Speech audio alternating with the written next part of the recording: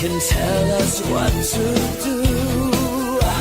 You think you can tell us how to game. You think that you're famous, well you better get ready. Bowser's Last Castle. Take it down. Regenerate into podcast fools. We just got tired of the other hosts acting like tools. Hey, those are my toys. Retro power, little man. Take it down. Regeneration. Action.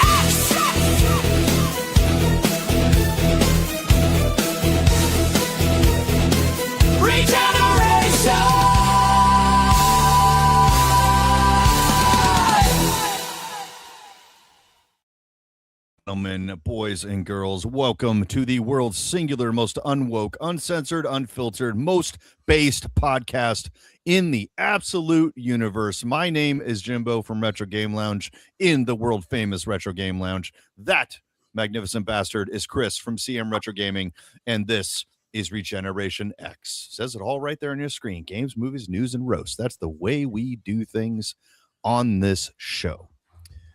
Chris, it's been a whole week since I've seen you. How are you doing? Good. It's been crazy, a short work week, but I did manage to sneak through, and I use that word as a pun, Metal Gear Solid VR Missions. I beat that game earlier this week, and then Cotton, live streamed Cotton Fantasy, and we were talking about in the pre-show, I'm working on Nier for the Xbox 360, and I love that game. How about your week? Awesome. Well, first of all, props for Cotton. Like, cute 'em ups don't get enough love. That's a series that started on the the TurboGrafx, and they've kind of continued it. Like Limited Run and Strictly Limited have been putting those things out, putting out new ones, putting out old ones, and everything. I love Cotton. I love cute 'em ups. Like, I love shoot 'em ups, so like cute 'em ups are just an extension of that. As far as my week, I mean, like, our first bit of news that we're going to cover here definitely made my week.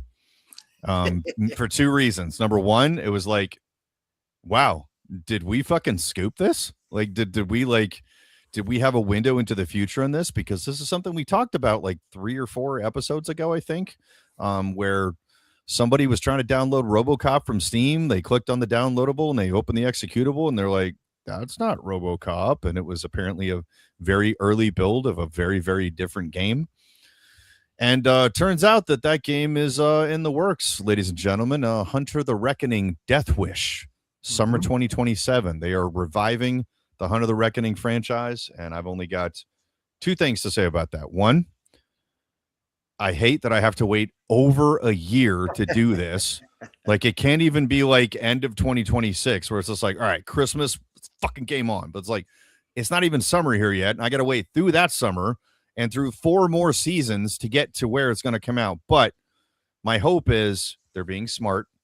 They're giving themselves enough time. Like, let's do this right. Let's make sure the game's finished, polished, tested, all the QA's done. This thing's ready to rock and roll when we're putting it out, so there's no day one patch bullshit. Like, the thing's ready to rock. And if that's the case, my answer will always be the same. I'm happy to wait as long as it's done correctly. Not too long, but I'll wait a little bit longer. So that absolutely made my day to see that when I saw that trailer, where I was like, oh my fucking God, it's real. Like, it's a rumor no more. It's like, I know they show a little bit of the alpha in the trailer. We'll show you guys here in a second. Like, a lot of it's like CG render cutscenes and everything like that. But it's, dude, like, I know Chris isn't a huge Hunter the Reckoning guy. I am, but I will tell you this. I'll speak for the Hunter the Reckoning community.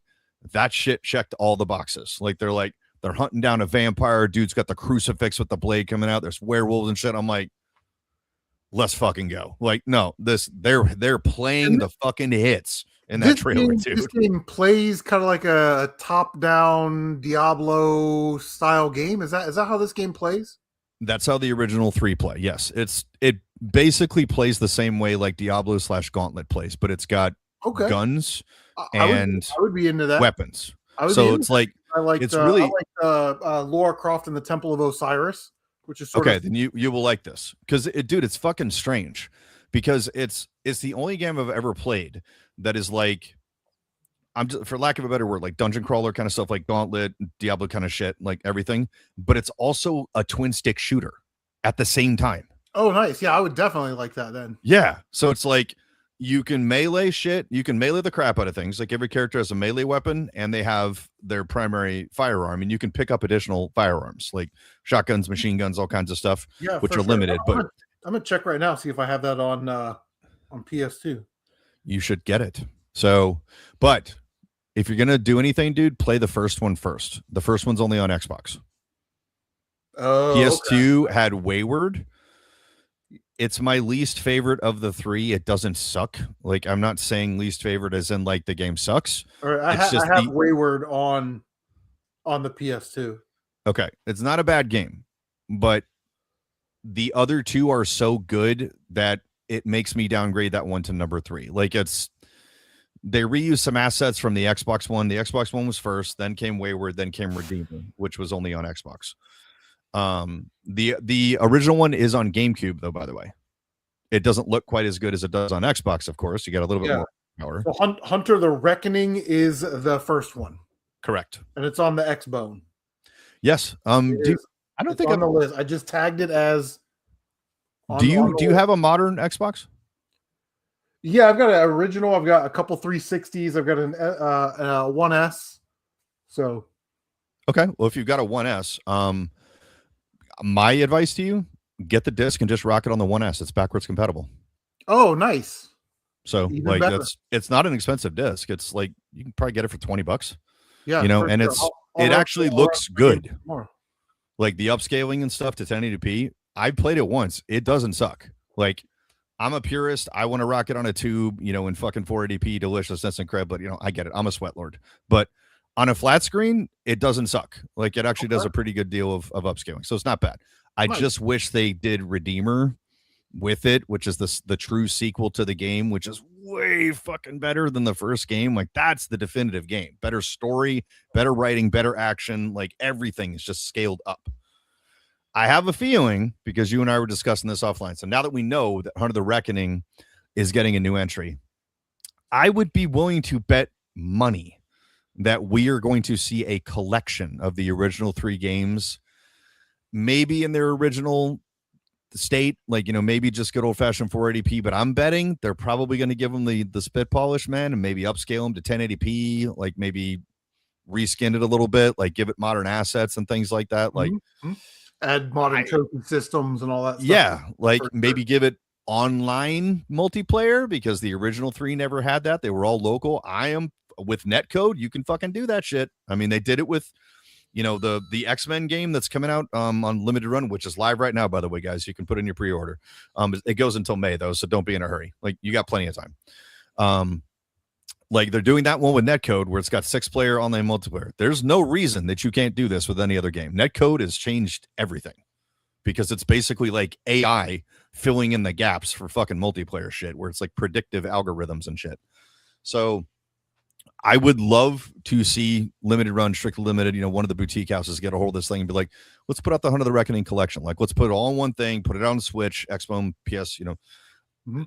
I don't really care. Like, if they only put it out on Switch, I'm fucking down. Like, that's my console of choice for like re-release retro games. That's like 99.9% of my Switch collection is all older games.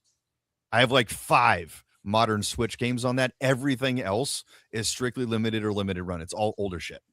So I'm just so glad that this is coming out. We're going to give you guys a little taste of it here in a second, just to get everyone on the same page.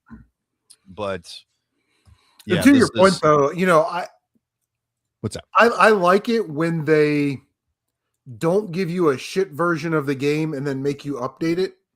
I would rather them take the extra 6 months, 8 months, whatever they need, and do it right, get it all on one disc or one cart, and, you know, have a finished product available at launch, man. I appreciate when they do that. I agree. Like, take the extra time, do it right. It's fine. All right. Let's go ahead and get into this. This is a short show. It's just about 2 minutes. I love how it says like likely mature.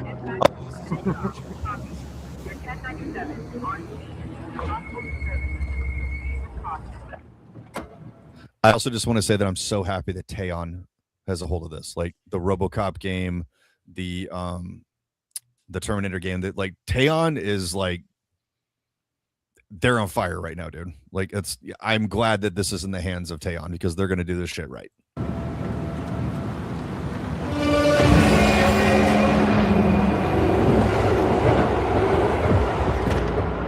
You never know what it will be. Fucking vampires. The thing that changes you forever. The danger no one else sees. Lurking in the shadows. Waiting for its prey.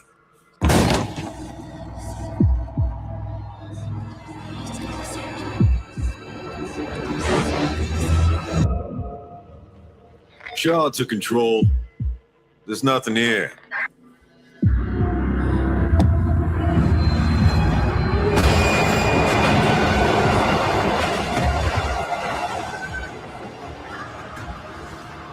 Vampire.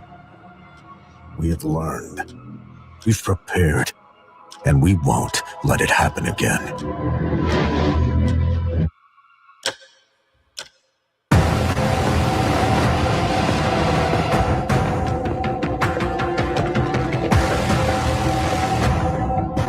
Oh, that's so awesome.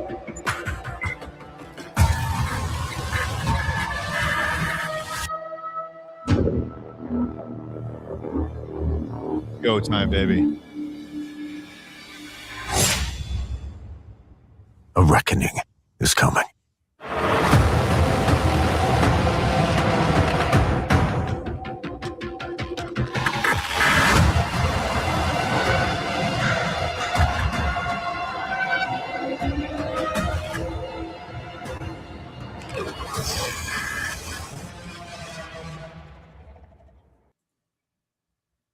I love this shit.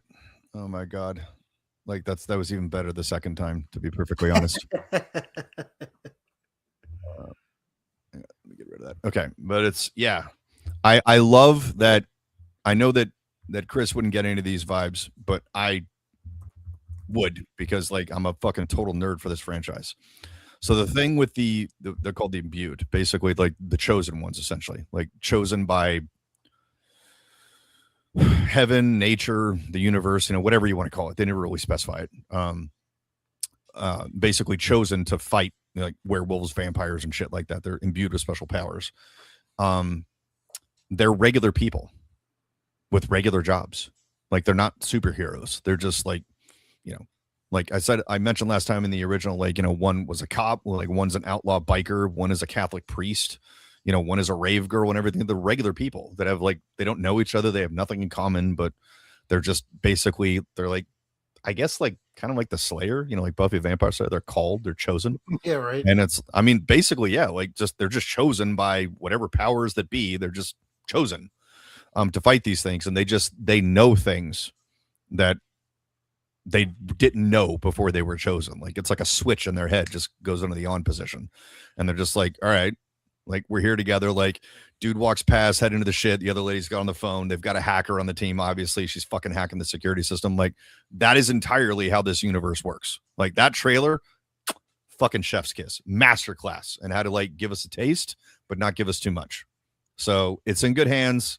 Teon, Mr. Ping said it best. He still wants them to do a Dredd game. I completely fucking agree. Like if you're going to do a Judge Dredd game, give it to the Teon guys.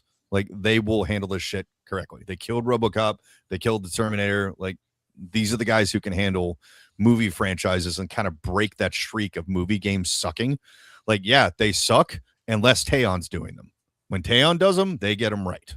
So you heard it here first, ladies and gentlemen. We called it a few weeks ago. We got ourselves a little bit of, I guess it's our first RGX podcast scoop and everything, and it turned out to be real. And I'm just fucking here for it, man. That's awesome. Like it's the only thing that could top this, I'll be honest with you, man, then we'll move on to the next segment, is if they told me they're working on like a new Zombies Ate My Neighbors game. Like I'm still waiting for that one. And I've been waiting even longer. Like I was happy as fuck that we got the re-release and limited runs, and I've got the Ultra Sweat Lord edition and the giant box and everything. I have all the cartridges that they put out, so I've got it Genesis, Super Nintendo. Like I've with the translucent shit for that, I was just like, I want fucking everything. So like, no, that is give it to me. Give it to me. Universe. Give it the old Rick Rude swivel hips, baby. Yes. That one thing I went balls out for. Like, for anyone that follows me on social media, dude, the wife and I dressed up as Zeke and Julie from Zombies Ate My Neighbors. And I'm going to say that we fucking killed those costumes. That, like, we always do something for Halloween. That's kind of a tradition. That's probably my favorite one because I think we fucking aced it. And that was the first one that we did. I was just thinking about this the other day because, hold on, I'm going to look at the schedule. October 31st is a Saturday night. Rock on, dude. So we should consider doing costumes for the podcast. I'm all for that, dude. I'm gonna do it anyways. My wife and I dress up every year. We involved the little one for the first time, like this past year, where we went as a fictional 80s band that we named Traction with an X. So like we both went like balls out, dude. Like I had the fucking like spiked up hair and like mono glasses and shit. You know, my little one's playing like on his little baby keyboard. So I guess he's keyboards for the band and everything. And it's like it's a tradition in my house, and I hope my little one continues to enjoy it because my wife and I would always go as like we got to pick like a couple, like something from pop culture. Like we did the Bundys one year. When she was nearly at the height of her pregnancy. This was like 2 weeks actually before the kid came out. We went as Herman and Lily Munster, but this was obviously very soon after they got married because she was very obviously pregnant with Eddie Munster. So she was like pregnant Lily Munster, but I'm just like, you know, this is like my kid's first costume. He's Eddie Munster in utero. So it's like we get to show him one day. It's like, bro, this is your first Halloween, man. Like there it is. So I hope that tradition continues, dude. If you want to do a costume here on the show, I think we should. And watching some of the other podcasts like Kino Casino, they definitely do costumes during the Halloween season. So we got to keep up with the Joneses. And I think I don't know. I mean, I don't know if we want to do like same theme, kind of thing, like a Mario, whatever. We'll figure it out. We got plenty of time. No, here's how we're gonna do this. But we can do individuals. You are not gonna tell me shit. Surprise each other. Yeah, you are not gonna tell me shit about your costume, and you're gonna surprise me because I want to be surprised. All right, like, I don't want any hints. Going as stripper Jamie Lee Curtis from True Lies.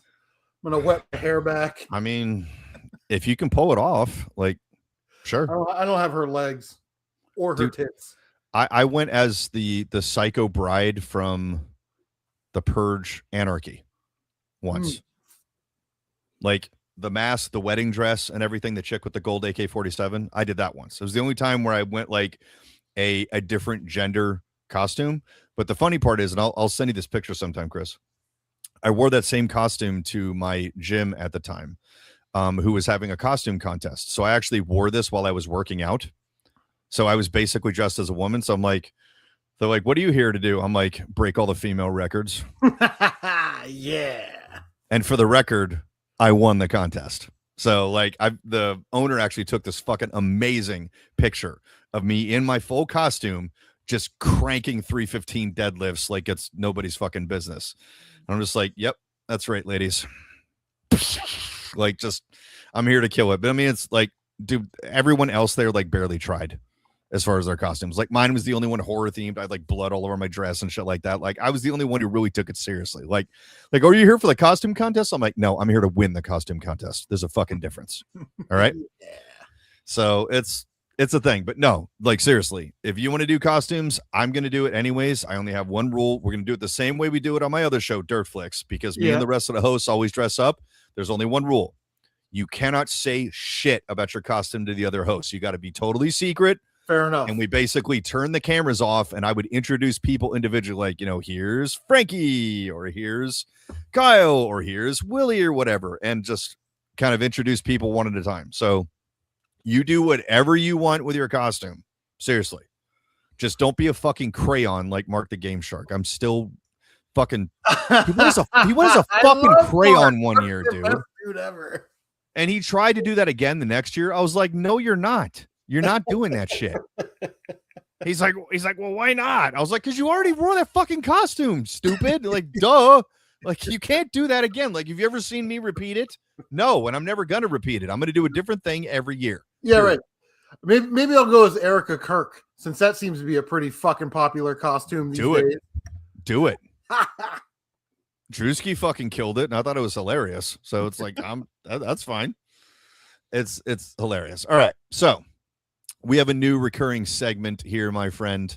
Well, I mean, it's kind of a segment that we do already, but we didn't really give it a name. And I'm going to turn it over to my good friend, Mr. Walton Goggins, one of the best actors out there right now, to kind of kick it off and just set the pace. You done got me talking politics.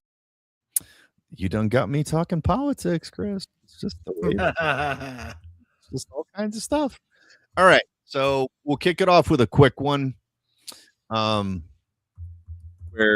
This isn't really anything new, and I don't know why they're doing this again, because they got made fun of so fucking hard last time.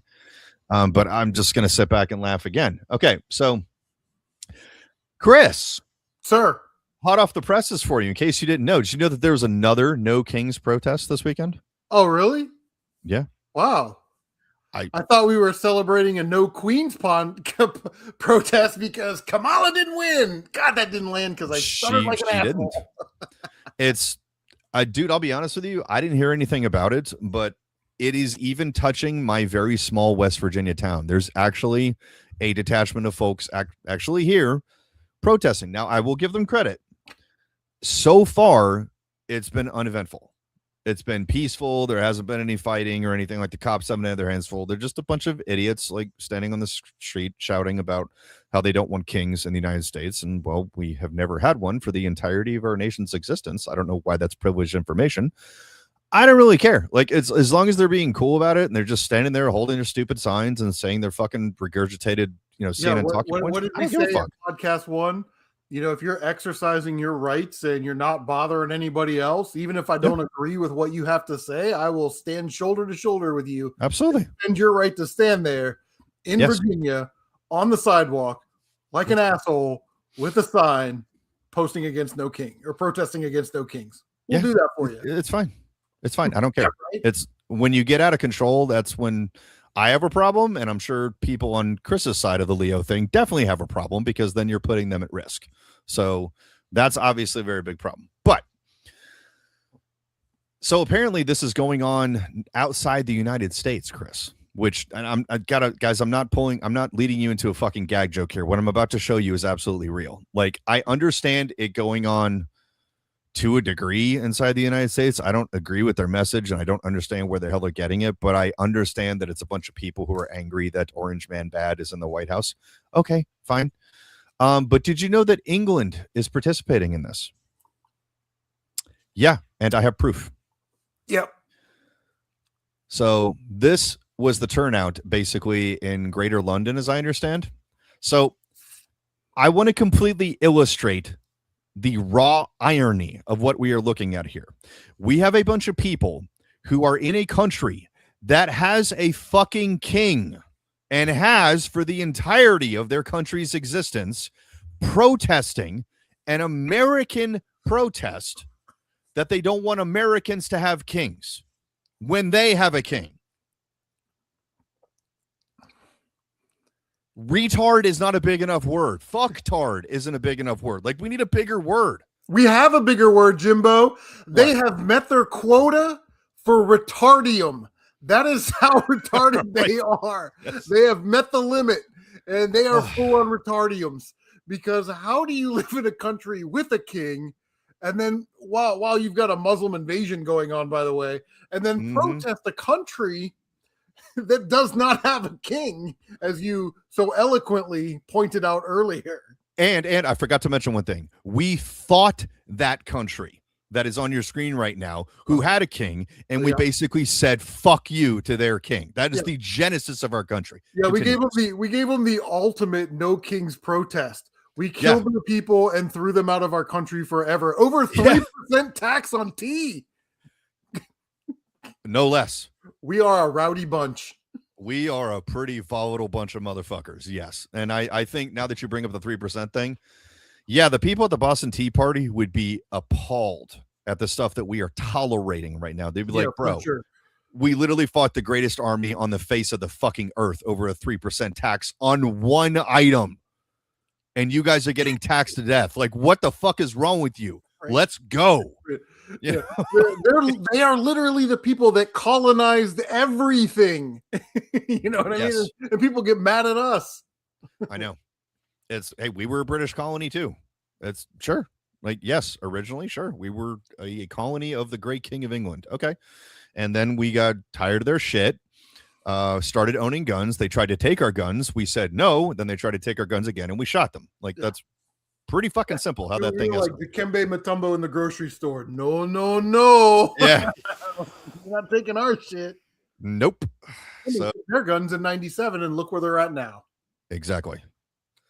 The British king does have some power. That's true. Like, it is a constitutional monarchy, but the second word in that is monarchy, as in king. So Yeah, I think he still has the power to like dissolve or recall parliament or something. Like he's got some power over the king. The royal majesty is not going to give up all power for parliament. You know what I mean? Dude, he still wants that money. He still wants that money going in. He Sure. just doesn't want the responsibility of the day to day. anyone with that kind of like old money, like, and that much money has power by definition because money buys power. Oh, yeah. And the crown has a lot of fucking money. They're one of the richest dynasties in the history of humanity. Like it's basically like them and the Saudis. Like as far as like dynasties, like that's pretty much it. So, I mean, we got Elon, like he's the kind of outlier, like one guy who's like going to be the world's first trillionaire. But Yeah. as far as families, if anybody actually looks at the lineage and the genealogy, the Windsors are actually German, and they changed their name to Windsor. So the British monarchy is German for all intents and purposes, and they run it with the efficiency and the precision that the Germans would run a country. I agree. It's bananas, dude. It's I saw that like, and I laughed even harder than I did at the Americans. Like I laughed harder at the British because I'm just like, okay, the Americans are just stupid and they don't know what having a king is because they've never had one for the entirety of it. Like those are just dumb. You motherfuckers have one. Like you got no excuse. Like you know exactly what a monarchy is because you've lived under it your entire life. Yeah. Like forever. What the fuck, man? We should have made the British people hey stupid this episode. We should have. Because that's but pretty but we have something funnier, so it's okay. It's okay. No, we do because we get to roast two late night hosts. So it's our first like non-political hey stupid, which I'm all about. Like we're roasting them kind of on politics, but we're roasting people who aren't politicians. And we get to have like a miniature kind of nerd back and forth at the same time. So to me, that's way more worth it. But I officially declare second runner-up, like first runner-up here, the people of England. I mean, what would they wouldn't say, hey, stupid. What would they say? Hey, like, stupid. What? Like, aren't you off a bit, mate? Like something like that. Like, yeah. Like, what in the world are you on about? Something to that akin. Yes. All right. So we are officially dubbing them the runner-up. So, all right. Since we're on the subject of politics. Okay. So I sent this one to you earlier, Chris, and I'm still kind of mad at you that this one slipped by your radar because this is in your backyard because you're the Ohio guy and not me. And we literally have a senator, or is it a senator or a congressperson? I can't remember, but her nickname is Naked Nikki. And she's not bad looking on top of that. Like, that's not the direction we're going with this, but she's not hard to look at. Let's just put it that way. She's not bad. So, all right, here's what's going on. So, there is it's a congressman. So a congressional, I'm just going to read the headlines here. Congressional candidate leans into nude beach criticism by launching her quote OF page, promising to expose it all. Now, bear with me, guys. This isn't going to go the direction you think it is, although she is playing hard into that. And I got to admit, whoever's on her marketing team is a fucking genius. Like, seriously, this is 4D chess right here. Okay, so her name is Nikki, if I'm pronouncing this correctly, Nikki Frenchko. She is a Republican candidate for Ohio's 14th congressional district. And she apparently was on vacation recently out of the country with her family, and they visited a nude beach. Okay. Like, I mean, I'm not going to go to one because I'm a little more reserved than that. But if you're in the south of France or wherever the fuck they were, whether Brazil or something, dude, when in Rome, do as the Romans do. I'm just saying, I'm not judging.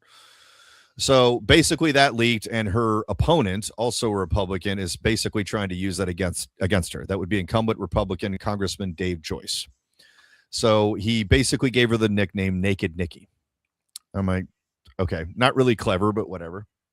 So instead of like backing away from this and being like, oh God, this is like political suicide, she's fucking leaning into it like hard. She is taking it on the chin like a champion, and basically announced her response via social media. Quote, since Dave Joyce and his team are calling me Naked Nikki, and some have even accused me of having an OnlyFans account, which is apparently is not true, I figured I might as well expose everything, so I'll be announcing my own OF page. Her OF page, which I will show you guys in a second, was a new campaign website called Only Frenchco, like her last name.com, where she is, quote, exposing it all. And it warns that Washington insiders might find this content offensive. So I'm going to show you guys what the page looks like. Again, I warned you at the beginning, this is not going to go the direction that you think it's going to go, but it's okay. Okay, so first of all, there she is. I mean, she's tanned as fuck, but like, I mean, she's not bad looking, dude. She's an attractive lady, that's for sure. So I know it looks like, Nikki Frenchco is exposing it all, like you're going to scroll down, we're going to see some titties or something. No, like that's not what's going to happen. So just like she warned, Washington insiders may find this content offensive, and this is where it gets fucking brilliant. Jesus Christ, man. Like, oh, my goodness. Okay. So here's the only in her OnlyFans website. Only Frenchco will put America first. Yeah. And here's the list. Only Nikki Frenchco protects your Second Amendment rights and is graded AQ by Ohio gun owners. Only Nikki Frenchco supports abolishing property taxes. I'm sure you're happy about that one. Only Nikki Frenchco opposes AI data centers in our district. I'm with her all the way on that one. Only Nikki, I'll just shorten it to Only Nikki. Only Nikki refuses APAC money. Bravo. Only Nikki is the Republican who will put America first. Only Nikki is not owned by foreign government and special interest groups. Only Nikki served in our nation's military. Thank you very much for your service, ma'am. We appreciate it. Only Nikki will work for the people instead of the Epstein billionaire pedophile class. Damn. Just fucking saying the quiet part out loud. Only Nikki did not spend billions on COVID mandates and tracking systems. Preach. Thank you. Only Nikki is graded A with Ohio Advocates for Medical Freedom. Thank you. Only Nikki fights for our agriculture community and farmers. Thank you. Only Nikki supports term limits. Shit, is she going for sainthood or something? Shit. Only Nikki supports. I mean, only Nikki supports banning members of Congress from trading stocks. Only Nikki supports releasing all of the Epstein files. Only Nikki will fight. Stop sending our tax money to other countries in refugee aid. We'll fix the broken Washington spending machine. We'll fight for affordability for families in our district. We'll stand up to Democrats instead of voting with them. We'll release the congressional hush money slush fund payouts. There we go. And finally, only Nikki Frenchco will remember the values of our district in Washington. I just have to say, Nikki, bravo. Like, seriously. Even if you're only going to do half that shit, you're off to a damn good start, because we need more of that. If you're not taking money from the Jewish state, you're not taking APAC money from Israel, you got my vote. Yeah. How can you go against that? You're gonna make mistakes along the way. And to her opponent, who's been in politics longer than I've been alive, probably, they made it legal for women to walk around topless in the state of Ohio like 30 years ago. So why would you have a problem with her on a nude beach, over in French land, but it's okay in your state? He's mad because she's again, hotter. the hypocrisy of some of these people is absolutely ridiculous. Don't be naked over there. Be naked over here. Goddamn it, I pass the law. Don't marry a hotter woman is my advice to him. It's just like, okay, dude, the only people who are bothered by this are guys who married ugly. I didn't do that. So I'm not upset. And my wife I can say this without even asking my wife. Her first question would be like, is she hot? And I'd be Yeah. like, yeah, she's not bad looking. She's like, what's the fucking problem? Like, she's not doing this in front of children or anything. It's at a nude beach. That's typically adults only. Like, what's the problem? Like, But it's she okay. could do that in the state of Ohio. She could walk around topless all she wants, anywhere she wants in public. If Which it ain't would be illegal, worse then it ain't illegal. than a private closed adult nude beach. Then there you have it. Again, if it's not illegal, it's not illegal. I mean, So it's like, it'd be like someone in Virginia taking shots at their opponent, their congressional opponent or whatever, because they do pot. It's fucking legal. mhm. Like, you can argue the morality of it all you want. You're allowed to have an opinion on it, but it is in fact legal. Mhm. So it's like you're quibbling about something that isn't against the law. So I mean, if that's the substance of your argument, you need to learn to argue better, dude. Like, it should be about the issues. Like, that's not an issue. They Right. voted on it, they passed it, they're taxing it and everything. The state's getting a crap ton of tax money from it. And that's, by the way, that is the one thing that fucking Abigail Spambotter, this might be the one good thing she's doing. So, as a fellow former Virginian, pot is legal there. It is, meaning you can carry up to an ounce. It's completely decriminalized. You obviously can't do it when you drive, and that's fucking stupid anyways. But if you're like hanging on your back porch smoking weed, A, no one cares, and B, they can't arrest you for it. However, there is no retail segment for it, meaning there is no place in Virginia, there are no dispensaries where you can buy it. So people are basically just going across the border to DC, where there are dispensaries and where it's very easy to get, and coming back into Virginia. And the entire time that was happening, I'm like, does this state not realize how much fucking money they're losing on this? Start giving people licenses, regulated. Yes, please. Like, make sure it's very tightly regulated. That you're not just giving these out to anybody. Handle it the same way you handle liquor. Well, actually, don't do that, because in Virginia, the state handles liquor. There are no private liquor stores in Virginia. It's called ABC stores, alcoholic beverage control. Mhm. I don't miss that. Here, anyone can open a liquor store, and God bless it. So they're basically going to start opening public licenses about this. There's a bill on the floor to do that, where dispensaries will be legal. You'll be able to open a private business. They'll be able to tax you and everything. See, that kind of tax, I really have no problem with, because you can opt out of it. You can say, I don't want to do this. I don't want to participate in this. And then you will never be taxed for it. That's the perfect tax, is that you have an escape plan that you don't have to jump through a bunch of hoops for. You can just be like, well, I don't like your taxes here, so I'm just going to go in DC and get my weed. Like, that's democratized taxing. The other thing too is when you allow that. So we tried that in the state of Ohio, and it was very much baby steps with Sure. this, right? So it used to be like if you had more than, I think it was like 100 grams of green leafy substance, say you had 99 grams, that was a minor misdemeanor, right? Here's your traffic ticket. But if you had a grinder or a bag or some type of paraphernalia, here's your M1. I'm taking you to jail on that. Mhm. Right. So then they changed it to everything's basically a minor misdemeanor under, I think, still the 100 grams. Then when we got to legalizing it, it had to be green leafy substance, vapors, no oils and edibles, no vapors, and you couldn't transport anything across state lines. Mhm. So what then you had was people, like, say in Western Ohio, over towards like Dayton and Indianapolis, kind of in there. They Sure. would go into Indianapolis, they would buy their edibles, come back over the border, get pulled over by the state troopers for, having a license plate light out or something. And then it's like, oh, where'd you get your edibles? Oh, I got them in Indiana. Okay, well, now you're transporting across state lines. That was a Mhm. problem. Yep. So then they were just like, we're going to have our own sort of dispensaries, and we're going to regulate it. And I think what the good thing with regulating it in state is, and especially if you do it right, get all the corruption and fraudulent spending out of the way. Yep. But if you do it right, you can control sort of the potency and what the stuff is and where it's coming from and how much, you know what I mean? So you can have total control of it while also generating revenue. We have a real big problem. They opened this casino downtown, and it was like, oh, where all the profit money or tax money is going to go to education. And it's like, well, why do our schools still suck 10 years later? Yeah. So, taxation can be a good thing. I think, and again, if you don't smoke weed, like I don't smoke weed, I'm not going to go in there, buy 100 grams of Maui Wowie and have to pay state tax on it. So I don't have to pay that tax. Exactly. It's more of a luxury tax. Exactly. It's a vice tax. Like I'm fine with that because again, all you have to do is not buy the thing and you're exempt from the tax. I'm all about like democratized capitalism. Like seriously, that's the way I want to do my taxes, where it's like, if you want to opt out, you can, and it's not hard to do so. All you got to do is not do the thing. Yeah, So, I would get on board with that. That's probably where Virginia is going to go eventually, because Yes. some smart guy, some big brain guy is going to go, we're losing out on like $7 billion a year on tax money.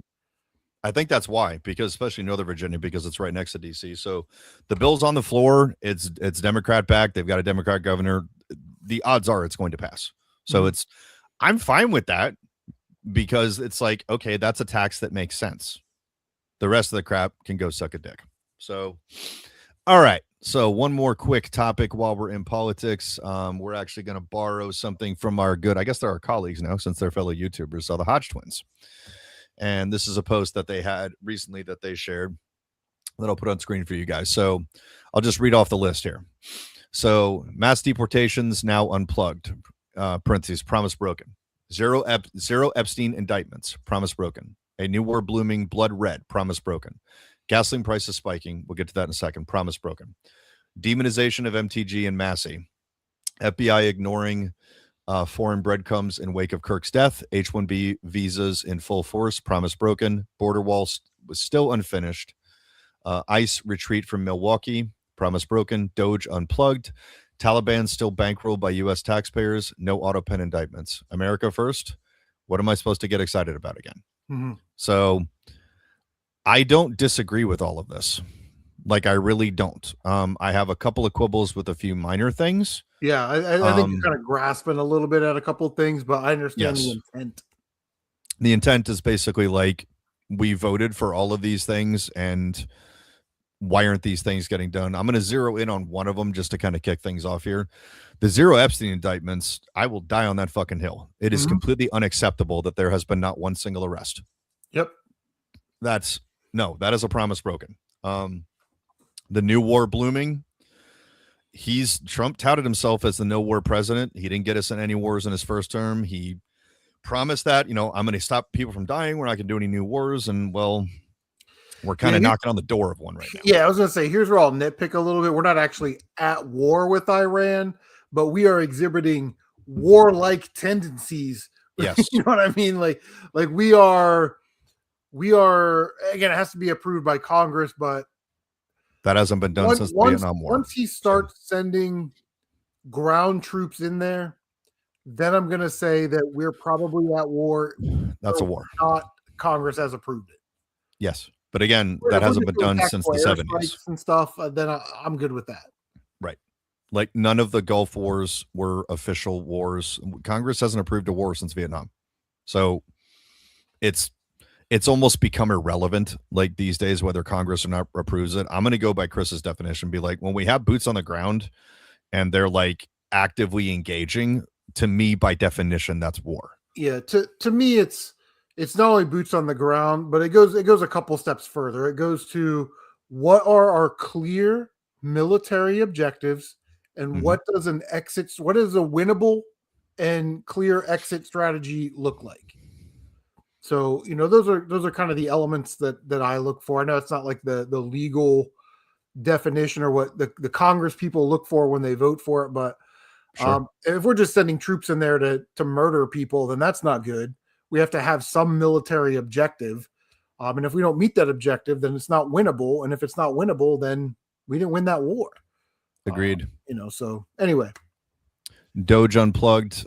They never should have pulled the plug on that.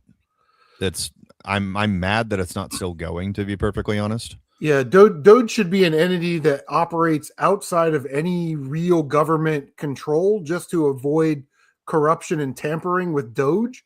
Sure. And everything that they find should be public, and there should be I would want daily, but at least weekly update. Like the Thursday Doge update should be a thing. Sure. Everything they found in that last week should be made public. Agreed.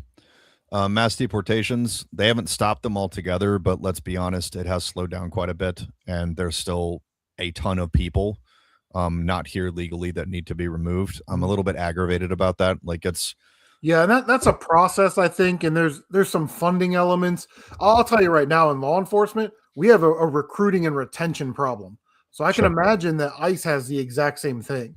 Sure. Gordon Graham is he's a retired cop, and he does all these speeches and things like that. He's basically a risk management expert for law enforcement. And he says that recruiting and retention is the biggest problem facing law enforcement today.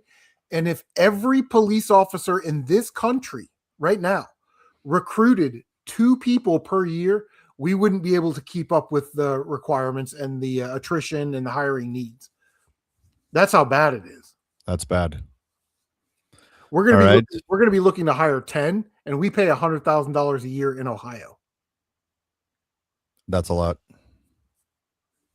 I mean, I knew it was bad, but I didn't think it was that bad. It's bad. Yeah, it seems that way. Gasoline prices spiking. To me, that's relative.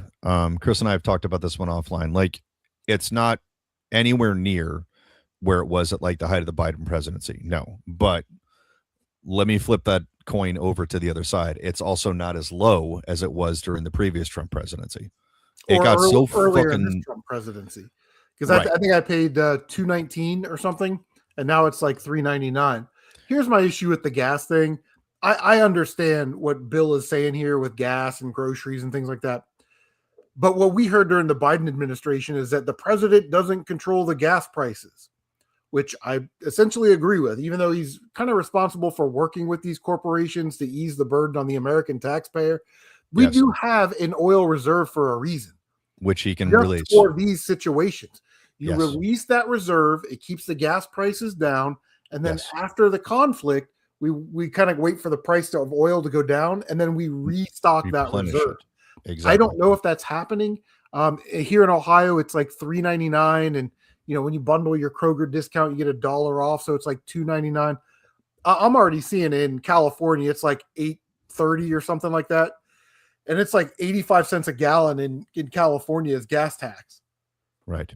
It's not just like the cost of gas, like that I take issue with. I mean, yeah, like no one wants to feel the pain when they're going to the pump, but gas literally ties into everything that we do in daily life, groceries, everything. Everything that you buy basically is living on the petrodollar. So while I will give Trump credit, it hasn't gotten as bad as it got under the Biden thing. But at the same time, like, is the president ultimately, entirely responsible for gas prices? No, but the Iran thing is his decision because he's commander in chief of the United States, and that is having a direct impact on gas prices. So while he may not control it, if you have to boil it down to which singular person has the most control in this country over gas prices, it's absolutely the president. Because if he starts a war with a fucking oil producing country, this is what happens. Gas prices go up. So, like, he's the one guy who can make them shoot through the roof. Not that that's what he's trying to do or anything. I'm more just making the point that, like, look, if it spiked up for a week or two, whatever, like, that's not even going to pop up on people's radar. But when I'll just speak to my own situation, guys, my wife has a very long commute. She still works in Virginia, and she has to fill up every other day. And for the record, she doesn't have a gas guzzler or anything. She's got a very simple crossover utility vehicle that's actually pretty good on gas mileage, very modern car. It's less than 10 years old. And the problem is that when it goes up $1, that's costing us like $300 more per month. That's a big fucking difference. I mean, even unless you're rich, both people rolling in the dough, then you don't really care. But that's a big difference to the majority of Americans right now who are maybe struggling a little bit. Maybe even people struggling more than me and my wife. I can't even imagine the kind of strain that's putting on a household. And that, in my opinion, is the direct responsibility of the president, is to not put people in that position. Like, it's a little more complicated than that. There are obviously the more gears turning and everything, but that is something that is on his watch that, in my opinion, should be his priority. He's responsible for us being able to attain livelihood. Yeah. And you can't do that when you're being buried by fucking gas prices and there's no way to not pay them. Agree. And I would also agree, and we get accused sometimes of being MAGA cultists by some not MAGA. Morons out there. But the truth of the matter is, if he were as good as he says he is, He would have worked out this deal beforehand to keep Agreed. gas prices down. Agreed. So it's maybe, and again, guys, this may be just me being optimistic. Maybe the powers that be have an ace up their sleeve and they see a payoff on this where we gain access to a larger oil reserve than we currently have domestically. And then the payoff for this is like once, cooler heads prevail and everything settles down, maybe gas prices go so fucking low that we're down to like $1 a gallon or something like that. Something like ridiculously low, like lower than it was. Do you remember in Trump's first presidency when it got down below $2 per gallon? Mm-hmm. I honestly thought the gas sign was wrong when I pulled up this station. I was like, there's no way. I was like, that can't be possible. Like, it's no. But it was like that, and it was during the summer too, which is, that's peak gas purchasing season because everybody's going on road trips and shit. And it stayed that way for like 2 or 3 months. And I'm like, dude, if you had asked me like 2 years ago, like, are gas prices ever going to get below $2? I'd be like, no fucking way. I'd be like, that's in the past. That's never going to happen again. But is it possible? I mean, if we get a hold of enough oil, sure, anything's possible. It's just how much oil do we control is the question. Mm-hmm. So if that's the payoff, great. Like, I'll be happy to eat all the fucking crow necessary on this. I don't think that's going to happen, but if it is, then hold me to account for that, and I will laugh all the way to the bank because I'll be spending less on gas. If it is, great. I want to be wrong about this, Chris. I really do, because then we all win if I'm wrong. So if that's the payoff, then great. But right now, I'm just going to go by what it is right now, and right now it's putting a strain on people. Like, we need to back these things down to like the $2 range. And right now it's like $4. So it does make a difference when you do a lot of driving. It really does. So, again, gas prices are relative. I'll give him credit. Like we said, it's not as bad as Biden, but it's not as good as peak Trump either. It's just not. That's not as good as it was 15 months ago. A year ago. So it's like, I'm kind of holding him to a realistic standard here. I'm judging him based on his track record. Not even by a previous president. It's like, I'm judging you by Trump presidency numbers. Like, you gave me that taste of that sub $2 thing, bro. I want some more. Oh, you got me hooked, man. First taste is free. I'm coming back for more. So if I could sit down with Trump, I'd be like Mr. Fox, what do you want? Like, I can tell you what I want, brother. Cheaper fucking gas. Can you go put some people to work on that? That will help us out the most right now because that brings the cost of everything down. So please do that. To directly address your comment. Okay, I'm just going to say this on record, even though we've said this before, and make this abundantly fucking clear. I am not MAGA. I have never been MAGA. I have never said that I was MAGA, neither on podcast, privately, on Facebook. I have never said that. Did I vote for President Trump twice? Yes, and I would vote for him again if I could go and do it all over again. I do not regret my vote.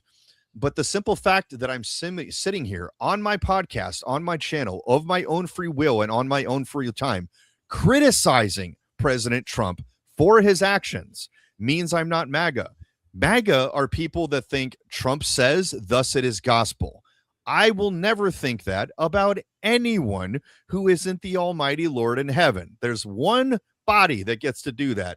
Everyone else is fallible. Now, I do think Trump so far is a net positive. It's been way more good than bad. He's done a hell of a lot fucking better job than Biden. That's Jordan playing basketball against a fucking retarded kid. Like, that's not even close. But I still do have nitpicks. Like we said earlier, the Epstein arrests. Why the fuck hasn't that been done? You don't get off on that. It doesn't matter how much good you do, dude. Again, Chris, we've said this on previous podcasts. I don't care how much good you do for the country. I will not let you off on that. Ever. Not just him, his entire presidency, his entire administration. No one gets a pass on this. Republican, Democrat, no one. Yeah, the Epstein thing is absolutely someone. It's like that, like in National Treasure, when he's like, someone has to go to jail. Like, this is all smoke and mirrors and bullshit, and just proves liberals correct when they say that the Republicans are in on it as well. If nobody goes to fucking jail, exactly. I mean, this is an unshakable, unmovable, unbreakable deal for me. This Epstein thing, people have to go to jail. It just has to be that way. That's just the way it just has to. That's the only way we're getting and justice. to address the MAGA thing like you did, I'm America always, America first. I think we should take over the whole world and just rule it. If that makes me a king, well, I'll be a dictator. I would be, if you think Trump is bad, I would be 100 times worse than Trump. So don't ever vote for me for president. But the thing is, what Trump says is not the gospel. No, and it never will be. There's only one perfect human being to ever walk this planet, and his name was Jesus Christ. Yep. That's it.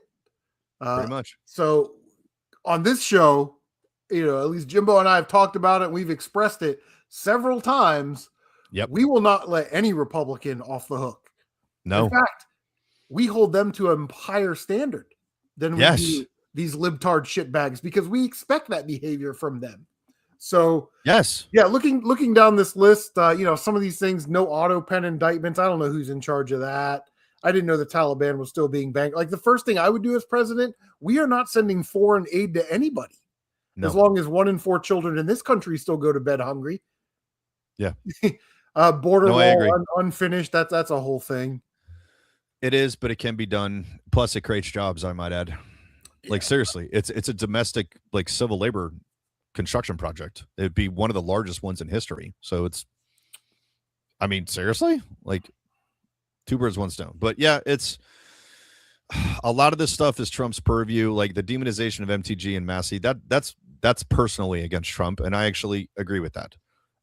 Dude, Thomas Massey, I wish I lived in Kentucky so I could fucking vote for him. Like that guy is one of the very few good people in Congress. He and Ro Khanna, the Democrat, those 2 guys are the reason that you are seeing what you are seeing from the Epstein list. They are entirely responsible for that because they were the only 2 people willing to take it on and make sure that Pam Bondi was held to account. Mm-hmm. Like Thomas Massey was grilling her, and this is a member of his side of the aisle. Yeah, their party. Yeah. So, and he's not letting, you would have thought it was a Democrat, like holding her feet to the fire. No, he's one of them. And he's like, he's not backing off on anything. And he's just laying the fuck into her. Again, I wish I lived in his state so I could vote for him. But that being said, like Trump's criticism of him, dude, it backfired. His fucking Massey's numbers went through the roof. So I'm just like, yeah, maybe not everyone in Kentucky's MAGA. Maybe they're like us. They're America first, America. I mean, I consider myself America first, America only. I want America to be Fortress America, and I want us to give the fucking finger to the rest of the world. That's the America I want to live in, where we don't give a fuck about anything else that goes on. Unless they're attacking us, fuck them. It doesn't matter. Like, seriously, that's me. I want island fortress. I want America to be the Alcatraz of freedom, where we don't have to rely on anybody. That's what I want. Like, seriously. I want the opposite. I want to be Conan and crush our enemies, have them kneel before us, and I want America to be the world. Okay, so what you're saying Australia. Is now it's like southwestern United States. Yeah, Australia, we will call it America 2, the sequel. So basically what you're saying is we agree on domestic policy, but we just disagree on foreign policy. That's fine. That's totally okay. Like that's nobody gets foreign aid. Nobody gets foreign aid until your old country on that we agree. America. Yes. Then you get foreign aid. Yes. Until you pledge allegiance to our country, you don't get shit. Exactly. Like, sure. I'm with you on that one. That's totally cool. So see, even on this own podcast, Chris and I aren't entirely on the same page. We're like 90% of the way there. But we can agree to disagree on foreign policy on little things like that because it doesn't matter. I would rather agree with someone on domestic policy than I would on foreign policy because domestic policy affects everyone that's here. Foreign policy affects some of us. That's domestic will always be more important to me. Foreign policy is important because that's wars and all that kind of shit. But domestic policy is like, can I not be raped at the gas pump? Can you create more jobs? Can I not have a data center like next to my house giving me fucking brain cancer? That's domestic policy. Those are the things that are much, much closer to home. And in my opinion, much more everyday American life. So that's the beauty of this podcast, guys. We will never shun somebody for disagreeing. Even fuckheads who think that we're part of MAGA, which we're not, and we never have been. And we've never said that. And someone drawing that conclusion is just looking to other us and that's totally okay. Which is like, oh, you're just part of MAGA. It's like, Well, bro, you know how those people will say you're part of the MAGA cult, but then can't even Sure. tell you what the MAGA cult is. Just yeah, like they what can't is the define what MAGA a cult, woman Chris? is. They have no idea. It's when you like the orange man, and then you wear a red hat, and then sometimes you're like, I want to bomb things. That's what MAGA call it. You guys are fucking shut up, liberals. Yes. Get out of your mom's basement, touch grass, have some fucking autonomy. For Christ's sake, get to the gym. Yeah. And get Meet laid. a girl, even if you have to pay for Fuck. time. She's like, Jesus Christ, man. Like, it's so funny to me because they think that MAGA is a cult, and that's hinging on one singular principle that you and I both know aren't true. That isn't true. Is that Republicans agree on everything. We don't. There are so many different kinds of Republicans. There really are. There are hardcore MAGA people. Yes, Chris has met them. I've met them. Sure, they exist. There's neocons. There's neocons. Fuck neocons. They're the worst. Moderates. That you have the don't tread on me guys, like the old school. You have libertarians, as I guess that's kind of an offshoot of conservatism. They're sort of in between us and Democrats, but they lean a little bit more conservative. There's so many different like kind of sects of this SECTS guys, not the fucking booty time stuff of Republicanism. But when you flip that coin, dude, there used to be different versions of liberals. There still kind of is to a small degree, but it's like 90% one group of like radical idiots who are just like, like let's cut up kids' private parts. Let's put, gay ideology and trans fucking teachers in school. Let's do drag queen story time with toddlers and shit. Like that seems to be the majority. There is a small sliver of the boomers, like the boomer liberals, like Bill Maher. But the problem is that all of them are old. Bill Maher's almost 70 years old, guys. Like they're dying. If you look at their party, and you look at liberalism and wokeism in the Democrat Party as a cancer, look how it's spread. It has taken over their entire party. It is now their entire identity. And people think that I'm joking or trying to be a dick when I say that the Democrat Party needs to be destroyed. It needs to be ripped apart and torn down to its foundation and rebuilt on a platform of only 5 to 7 domestic issues, 5 to 7 foreign issues, and we are going to stick with this. And if I'm going to put a dress on and go into a girl's locker room isn't one of those 6 things, it's gone. Yeah. But they won't do that because they've just been taken over. I know. That's the problem. But, I'm hoping guys like Bill Maher can hang on just a little bit longer. Excuse me. Because we need that kind of voice that's of a different political persuasion from you and I, because, we can take shots at liberals all day. Liberals are just going to dismiss it like, oh, they're fucking MAGA or whatever. But when one of their own starts doing it, and like Fetterman, in Congress, who's like, who's calling them out, and like he's like a pariah inside of his own party, and he's so close to getting red pilled, dude, where I'm just like, dude, you're not the hero of the story, man. Like, you're not the enemy, but you're the guy with the enemy right now. Like, you're that guy right now who everyone is hoping, like, come on, bro, go over to the good side, go over to G.I. Joe, go over to the Warriors of Eternia. Like, we're waiting for you guys we're waiting for you to make that jump, because your ideas are so close to conservatism. But he's got a few topics that he won't compromise on. And you know what? I'm fucking here for that, dude, because if he was so easily swayed, I would have less respect for him. Mm-hmm. Like, if he's like, I'm going to stand on these topics because it's what I believe. And it's like, all right, excuse me, I may disagree with you, but I got to give you credit, dude. Like, you're standing on business. Like, your morals are not easily shaken, and that's not a bad thing. That means you actually have principles. So that's cool. Like, I'm okay with him. Like, maybe it's so crazy, dude. Like, it's to get one of them to actually kind of understand our side, motherfucker had to have 2 strokes. Yeah. Like, it takes that type of like earth-shattering experience to break the hive mind of liberals. That is fucking wild, dude. Like, that is how you know you're in a goddamn cult, when you have to have a stroke to wake up. Holy shit. Like, Jesus. Yeah, it's something. And dealing with these people there's some people at work that have stopped talking to me because of this. Fuck them. Fuck him. If you stop talking to Chris, fuck you. All right. That's me saying it, not him. Chris is a nice Yeah. guy. You should want to talk. See, I can't get in trouble because Jimbo said it, not me. Yeah, no, I'll But dude. it's I'll say okay. you. I didn't fucking tell like me. them anyway. Tell that? me whatever you want me to say, and I'll say it, dude. Like, I don't give a shit. It doesn't matter to me. All right, we'll put a couple comments on screen here. Like George Carlin said, you have 150 choices for different types of bagels, but only 2 political parties. Facts. Yeah. If there is any liberal that I could resurrect from the dead, George Carlin is at the top of the list because he would be pissed at what is going on right now. He would be having none of this shit where he'd be like, I leave for 5 minutes, man, and you guys are like fucking with kids. Like, what the hell is wrong with you? He's like, this isn't liberalism. You're just a psychopath. Like, he would be blowing them the fuck up. He wouldn't be like a Trump supporter, but he would definitely not be one of them. He was way too like hard to brainwash, man. He was way too good of an independent thinker. But all right, I digress. Now let's move on to the nuts and bolts of this fucking episode. New segment, new bumper. Well, not new segment, old segment, new bumper, but we're playing the hits. Here we go. Hey, stupid. Sorry, that's all we can do now, guys, because we keep getting flagged by YouTube. So you get the idea. So who's Hey Stupid this week? We kind of foreshadowed on it a little bit. All right.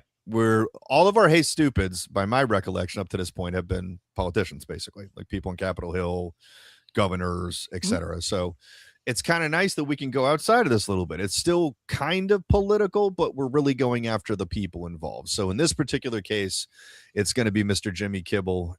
Kibble. He's as good as dog food, so I guess I got it right. Maybe it's a Freudian slip. Kimmel and Stephen Colbert for 2 different things, actually. All right, so I'll take the Colbert thing, Chris, but tell us how Jimmy Kimmel fucked up. He kind of shot his mouth off about some dumbass shit, but I'll let you take point on this one.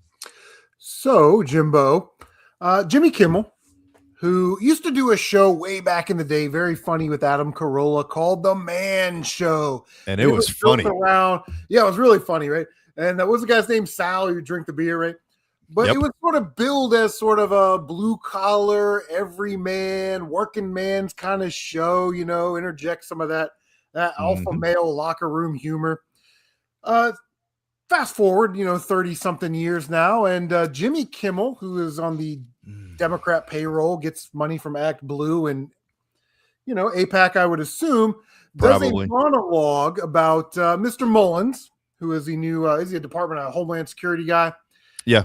Yep. And Jimmy Kimmel starts his monologue and starts saying, well, he doesn't have a law degree and he's only been in politics for X amount of years. But then he says the dumbest fucking thing a human being could fucking say on fucking TV. Yeah. He criticized old Mr. Mullins for being a plumber before he got into politics. Got up the courage to put himself through trade school, went through an apprentice program. That's how he paid his bills and fed his family. And here's Jimmy Kimmel, his fucking ass, ridiculing an American citizen for doing the absolute right thing, bettering himself so he can take care of his family and all these things. And then, further down the line, gets into politics and all those things. That is one of the most tone deaf, I don't give a fuck about common people things that anybody could fucking say. And coming from Jimmy Kimmel, I can't say I don't, I didn't expect. I mean, are we surprised? No. Yeah, I wasn't really surprised, but I don't know if I did, because he has sort of, orally pleased himself into a situation. He's got, little bumps on his knees from getting, on this show and being the Democrat call boy, the Democrat voice for all of these years. And it is clear that he doesn't believe in anything anymore, especially what he's saying on his own show. But like I said, I never wanted to hit somebody like that before, but that's embarrassing. That's a slap in the face to every goddamn American who gets up at 3:00 in the morning, has to go to some job site, deal with some dickhead boss or client to, fucking fix their toilets. And yeah, I was absolutely fucking furious because that's stupid. I might add the gentleman he was criticizing. He owns the plumbing company, by the way. Yeah. So he started as as a plumber And he actually was apparently quite successful with this because, guys, plumbers get paid really well, like even when they're independent right now. If you own a plumbing company, meaning you have a bunch of plumbers that work for you, the house gets the biggest cut. Everyone knows that. So if you're the manager of a team of plumbers, you're probably a multimillionaire right now. Like you're probably doing very, very well because there's not a lot of people going to the trade school right now. So the demand for those guys is up. And when demand goes up, pay goes up. So if I could do my career over again, I think I'd probably do that, man, because I'd be fucking rich. I'd be like an electrician, plumber, or something like that. Like, cause those guys are raking in the fucking dough right now. So, I mean, you could make fun of the guy for basically, starting out cleaning toilets or whatever. Jimmy, he's laughing all the way to the fucking bank, dude. Like, go ahead and make fun of him. I'm sure he can go cry in his piles of money. And he has a way more important job than you do. Like, you're a has-been fucking talk show host, and he's working for the government, putting away bad guys. So, okay, like, keep talking. So that's one half of the coin. So on behalf of the RGX podcast, we've really only got one thing to say to you, Mr. Kimmel. Fuck you! That really, you know what? That's not enough. Let's hit him again. Fuck you, fuck you, fuck you! There we go. 4 fuck yous for Jimmy. Yeah. Fuck you, Jimmy. So, on the same token, even though Mr. Colbert, I guess, is technically, he's about to be out of a job anyways because his show isn't being renewed. He's being fired. And I'm just fucking here for it because, well, he hasn't been funny in a really long time, much like Jimmy Kimmel. So, guys, what I'm about to tell you is not in any way any sense of parody. I am not leading into a joke. I know it sounds like I'm setting up for a swing and a home run here, but everything that's about to come out of my mouth is 100% factual. Stephen Colbert is writing a new Lord of the Rings movie. And I don't fucking understand in what universe that would actually be permitted. Now, I will give Stephen Colbert credit. He is a massive Lord of the Rings fan, and he has demonstrated that many times on his show. So I will give him credit. He does love the property. Cool. So do I, but that doesn't mean I should be fucking writing the goddamn screenplay. Like, I would love to sit down with Peter Jackson, maybe give him a couple of ideas. Like, just like, if you were going to do it, here's what it looks like from a fan. Like, maybe take a swing at this. Sure. But am I in any way, at all qualified to write a screenplay on this? No, because I've never done one before. And Stephen Colbert isn't either, because he's never written one either. Now, apparently he's writing this with his son, who for some reason has a different last name from him. I don't know why that is, but I'm like, did your wife win an argument or something? But his son apparently is a screenwriter, but his son hasn't written jack shit either. So you have two completely unqualified people writing a screenplay for one of the biggest IPs and franchises in history, multi-billion-dollar franchise. And they're giving it to these two people who are not really popular at all. Steven, again, is like so fucking unpopular that he's losing his job. So obviously he's not riding high on anything right now.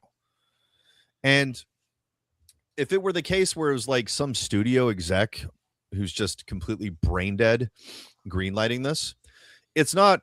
This was introduced actually by Peter Jackson, who is currently working on his new Lord of the Rings movie, The Hunt for Golem, which is kind of like not really a sequel, kind of a sidequel, I guess. It's kind of filling in the gaps for the previous 3 movies that he did, which I personally think that even that movie is unnecessary, and it's very obvious cash grab, because it's like, we don't really need to do this, because you'd have to recast a bunch of roles. You'd have to de-age people. Like, no, like you nailed it with the 3 movies, dude. Fucking leave it alone. Like, it's fine. But the fact that he was like, hey, Steven, like, tell us what you're doing. Well, Peter, I'm writing the new Lord of the Rings movie. And I'm like looking at the date. I'm like, did I fall asleep and it's fucking April 1st? Because like, no bullshit. I thought this was a goddamn April Fool's joke. I honestly thought it was April 1st. I mean, we're close to it. It's like a few days away, but I was like, this cannot be fucking real. Like, who the hell would greenlight this? They are lighting their goddamn money on fire. And I'm just like, I am totally aghast on this, where I'm like, dude, there are dumb movie decisions, and then there's this. This might be the single dumbest one I've ever heard in my life. Like, this is retarded.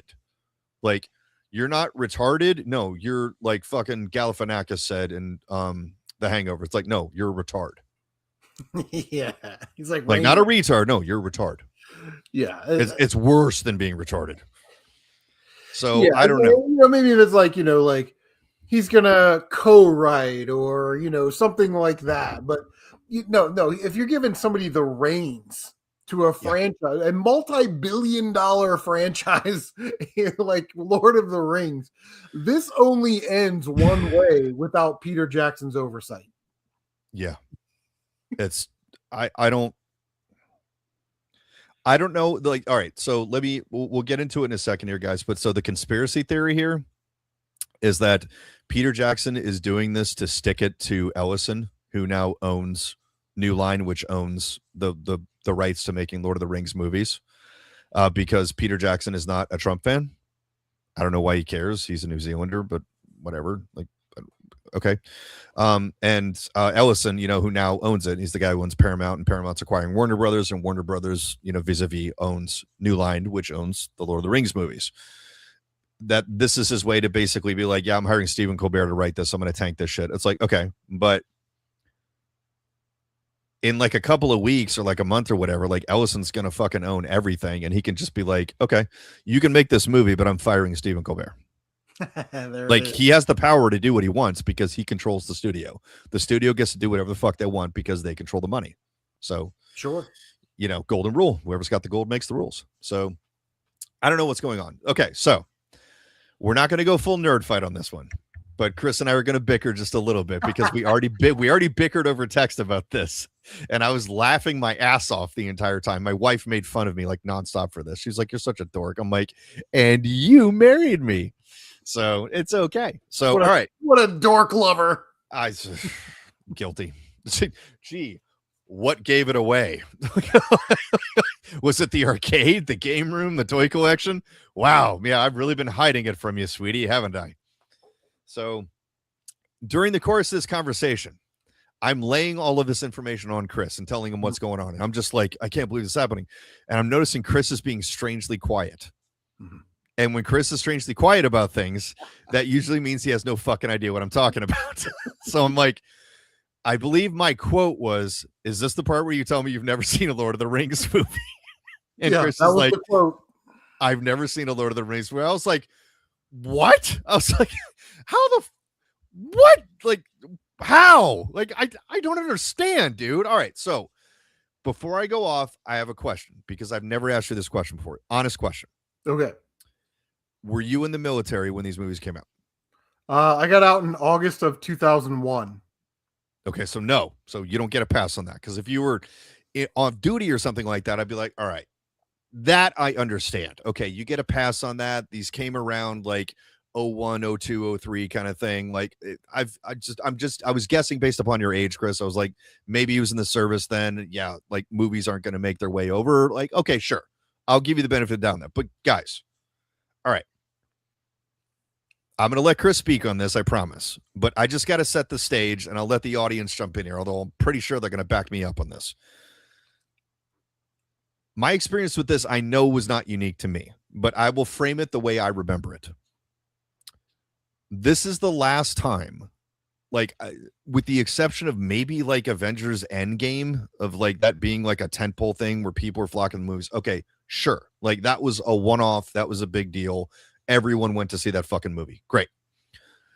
Other than that, this is the last time that I remember people waiting in lines to go and see a movie. Like the fucking hype was real about this shit, where people were camping out for days to go and see this shit, going in there all unwashed and gross and shit and dressing up in costumes and everything. Like the only other example that I can think about that has happened in my lifetime are the Star Wars prequels, which I might add were releasing at almost the exact same time.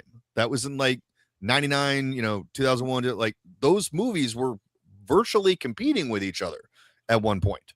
So that is the only other example that I can remember in my lifetime where like the fever pitch of going to see these movies was like pegged. Like we were in the fucking red. Culminating with the third installment being the first fantasy movie, the first sci-fi, anything that won Best Picture. Like even I didn't see that coming. Did it deserve it? Absolutely. That was the best fucking movie that came out that year. But I was thinking like they're just nominating him because it's a fucking totally based movie. Like it kicks ass. Like this was like the culmination of the project and they're throwing Peter Jackson a bone. I was thinking it was just going to go to nomination and that was going to be the end of it. And I was like, you know what? We're being acknowledged and that's what matters. They're saying like, you know what? Nerd movies are important too. And I was like, you know what? That's enough for right now, because normally it's the artsy fartsy faggy bullshit that wins the stuff. Not all the time, but a lot of the time. You know, Saving Private Ryan won Best Picture. You know, there are good movies that do that, but 99% of the time, it's a movie no one's ever fucking heard of, probably in a different language with a bunch of dudes fucking. Like that's usually what it is. So as a nerd, I was like, dude, we won. Like we won the culture war. Like that was like the first inkling I got of that, where I was like, oh, maybe not we won, but we're winning.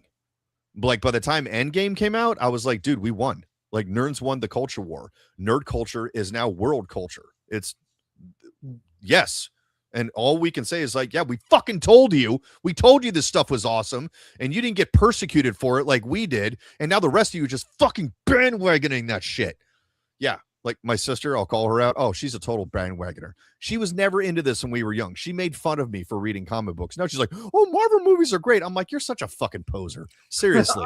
You never paid the price. Bodhi Banner. The Hulk is Yes. great. Like, what? Who the fuck is Bodhi Banner? If you have never faced an ounce of persecution defending something you love, then you're a fucking poser. Like, seriously. Because the real stalwart nerds were guys who are like, you know what? I don't care if I get made fun of because of this. This is awesome and I love this. That is a real nerd who's willing to stand up for their fucking rights.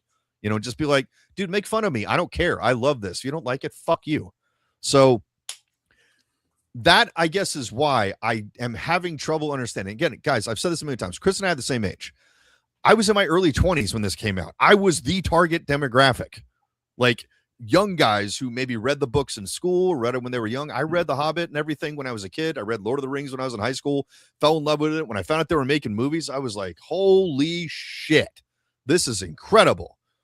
And again, I'm just going to tread on Star Wars. I cannot think of another trilogy of movies that have had the impact on cinema at this level other than Star Wars. Like, that's the only contemporary. You could make the argument, The Matrix. I would put The Matrix at number 3 in that list. I mean, it changed cinema technology. It created bullet time. It changed the way action movies work. It changed the way sci-fi movies work. It did definitely push the genre forward. I will give them that. Did it have as much of an impact as Lord of the Rings or Star Wars? No, but see, Aaron's already starting in on you. So, if I had to say, like, all right, I'll speak to this from the Gen X perspective, then I'll kick it over to Chris. If there is any 3 trilogies of movies that every Gen Xer is like required to fucking see, it is the original Star Wars trilogy, the Lord of the Rings trilogy, and the Matrix trilogy, because all of those things existed in our lifetime, and all of those things kind of changed pop culture. Like, they were like events that happened in our life where like people were rushing to the movies to go see these things. Like, we can argue all day about the quality of Matrix 2 and Matrix 3. Sure. That's not the point.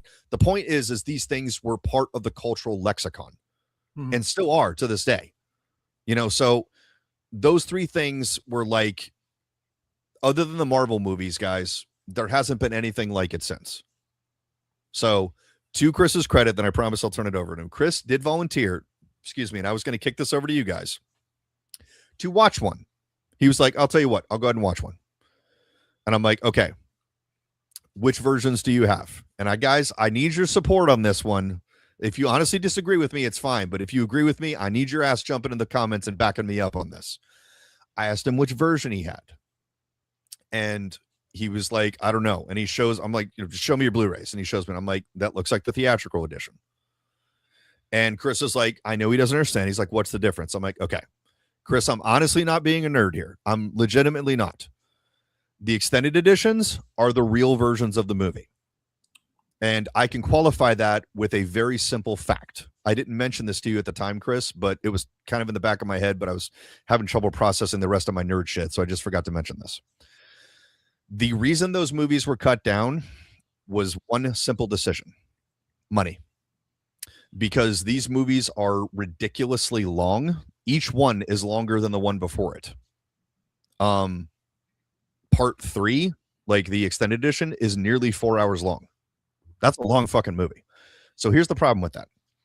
When you're talking about a theatrical run, the longer a movie is, the less money you make, because that's less showings that you can make in a day, because it's based on how long the movie is. Right. So even if you're only cutting it down 20 or 30 minutes, that's maybe 2 or 3 more show times that you're adding to the day. And Peter Jackson, I'll give him credit, had enough sense to be like, there's a thing called DVD out there, and I can do whatever the fuck I want when the DVDs come out. And he knew that. He knew no one was going to get in his way. So he's like, I can put the real edition out for the fans, and they can watch it uncensored, uncut, unfiltered. And I'm going to cram a whole bunch of other shit in there for them called the appendices, where he added 2 additional discs for super dorks like me. So if you're going to watch the director's original vision, there is one decision: the extended edition, because that is the way Peter Jackson shot the film. That's it. So guys, you can feel free to agree, disagree with me here. I have a feeling a lot of you are going to agree with me, because in my opinion, the stories themselves make way more sense when you do the extended edition, because it kind of fills in the gaps, especially to an outsider like Chris, who's generally unfamiliar with this stuff. He's going to be scratching his head at a lot less things. He's going to be like, that doesn't make sense. And I'm going to be like, watch the fucking extended edition. It'll fucking make tons of sense. So, all right. I've been talking for like the last 5 minutes. Kick it over, Chris. Defend your point. So, totally agree. Marvel 2015, 2018, kicking on all cylinders. Sure. Really, I mean, the Marvel movies are pretty much all good, with a couple of exceptions. Star Wars, the original trilogy, the most amazing thing that ever happened in my life that I saw on a TV. No argument there. 1999, yeah, people were lined up around the theater to watch The Phantom Menace. We saw it when I was where was I? I was in Japan. We crammed into the small theater on base to watch Star Wars. So, the cultural impact. I mean, I love Matrix. I know this isn't a Matrix discussion, but I think like the first movie and some scenes and some parts and things in the second movie carry the whole franchise. Yes. The rest of it, I take it or leave it. But when it comes to Lord of the Rings, it's just not something that I've ever had an interest in. I never read the books, and I was never interested in watching the movies. And quite honestly, when you say watch the extended, they're already long fucking movies. And I think there's an intimidation factor. It's probably why I don't like turn-based RPGs, because of the time sink and the sort of the cerebral understanding you have to have of this shit. I just want to put it on, go over there in the eBay lab, take photos, listen to it, come back, do some listing, run, you know what I mean?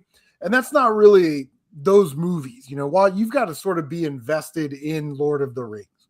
True. So it also flips my brain when you're like, watch the longer version.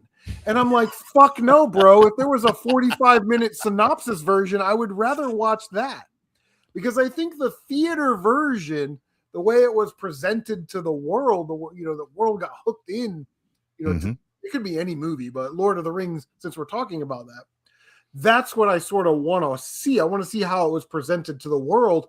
And then if I get hooked on it, then get the extended version and enjoy it sort of again for the first time with the longer versions.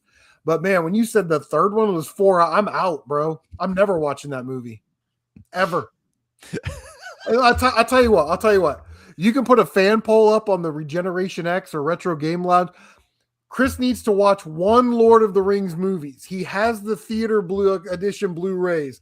Which one do you want him to watch? And I will abide by the audience's orders for 2 podcasts down the road. They're all going to say the first one, just like I did, because it's like, it's not like Star Wars. Like, I mean, Star Wars definitely makes more sense if you watch them in some type of order, but you could jump into Return of the Jedi or Empire Strike Back without seeing the previous movies and not be super lost. Like you'd be a little bit lost, but you could probably pick up the gist of what's going on. These movies are not like that. Okay. And plus, think of it like a medieval 10-hour fantasy is TV not really show. my thing either. You know, it's like, but again, like as I mentioned when you and I were going back and forth, like it's the cohesion between these movies is a lot tighter than Star Wars. But again, as I said at the time, I'm like, that's not a fair fight, because Star Wars movies were shot like 2 or 3 years apart, and these 3 movies were shot all simultaneously. So it's like, this is the first time ever that anyone had done that, where all 3, it was like they were shooting for like 2 years or something like that. Right. And they were like, I mean, I'm aware of the lore. You know, that you go to New Zealand and see the little hobbit hole or whatever the fuck that is. And, you know, I mean, like, I get it. I understand. But I think what I would really take issue if we started to push this issue, Star Wars, it's the first 3, you know, is up here when it comes to cultural significance. Okay. Anything else, it doesn't matter what you're saying, is down here somewhere. There is such a huge gap, in my opinion, from Star Wars' social importance in film to anything else.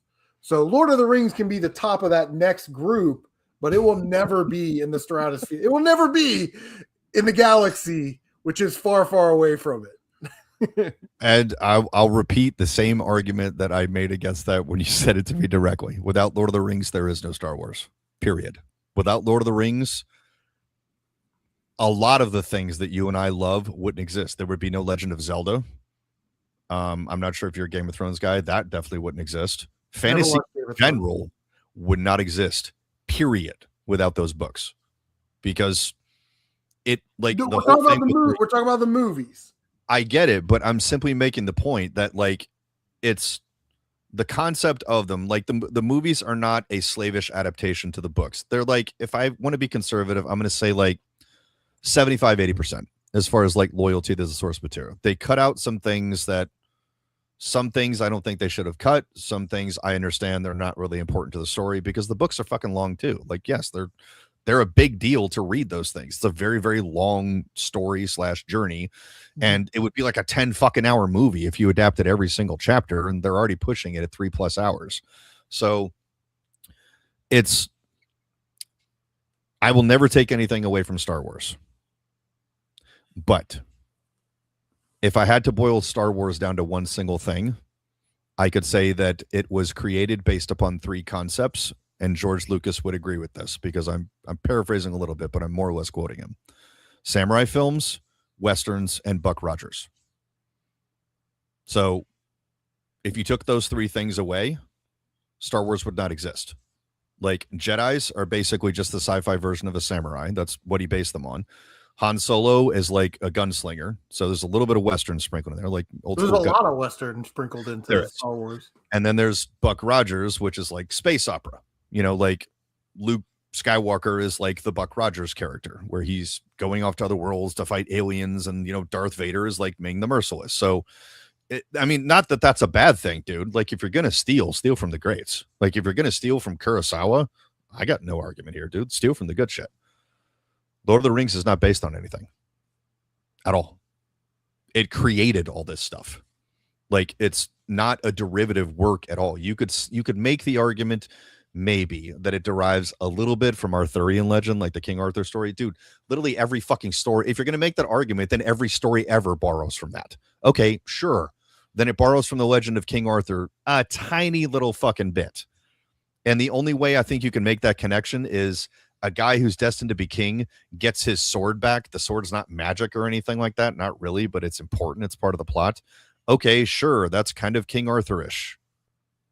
Does that explain the allegories to Christianity? Because, you know, J.R.R. Tolkien was a very devout Christian. Basically, what it's about is his experience in World War I. That's from the man himself. Like, it's basically about war, but he dresses it up in something a lot more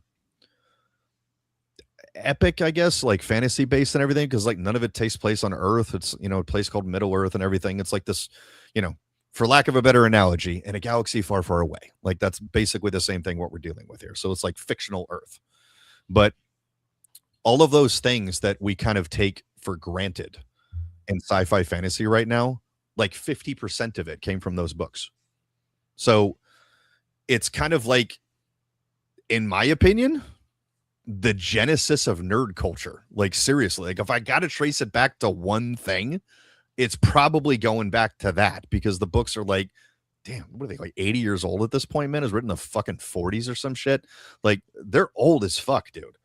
Like, way before the word nerd even exists. But like dwarves and elves and magicians, there would be no Harry Potter. Not that I'm a Harry Potter fan, but again, none of that would exist without this shit. Like, this is literally the fucking masterwork that created nerd culture.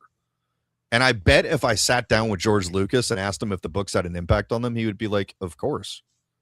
Like, everyone who's ever written fantasy owes something to Tolkien. Like, this is the fucking Moses of goddamn nerd culture. Like, this is the guy that started it. Now, does that make it better than Star Wars? No, it does make it different from Star Wars, though. In my opinion, and this is where I'll draw the parallels. So, you know what was not big in the 70s? Sci-fi movies. Until this little thing called Star Wars: A New Hope came out. And then a year or two after that, you know what else came out? A Star Trek movie. And it was directly a result of Star Wars. Like, Star Wars literally revived sci-fi. Like, I will take nothing away from George Lucas on that. He saved that fucking genre, dude. Seriously.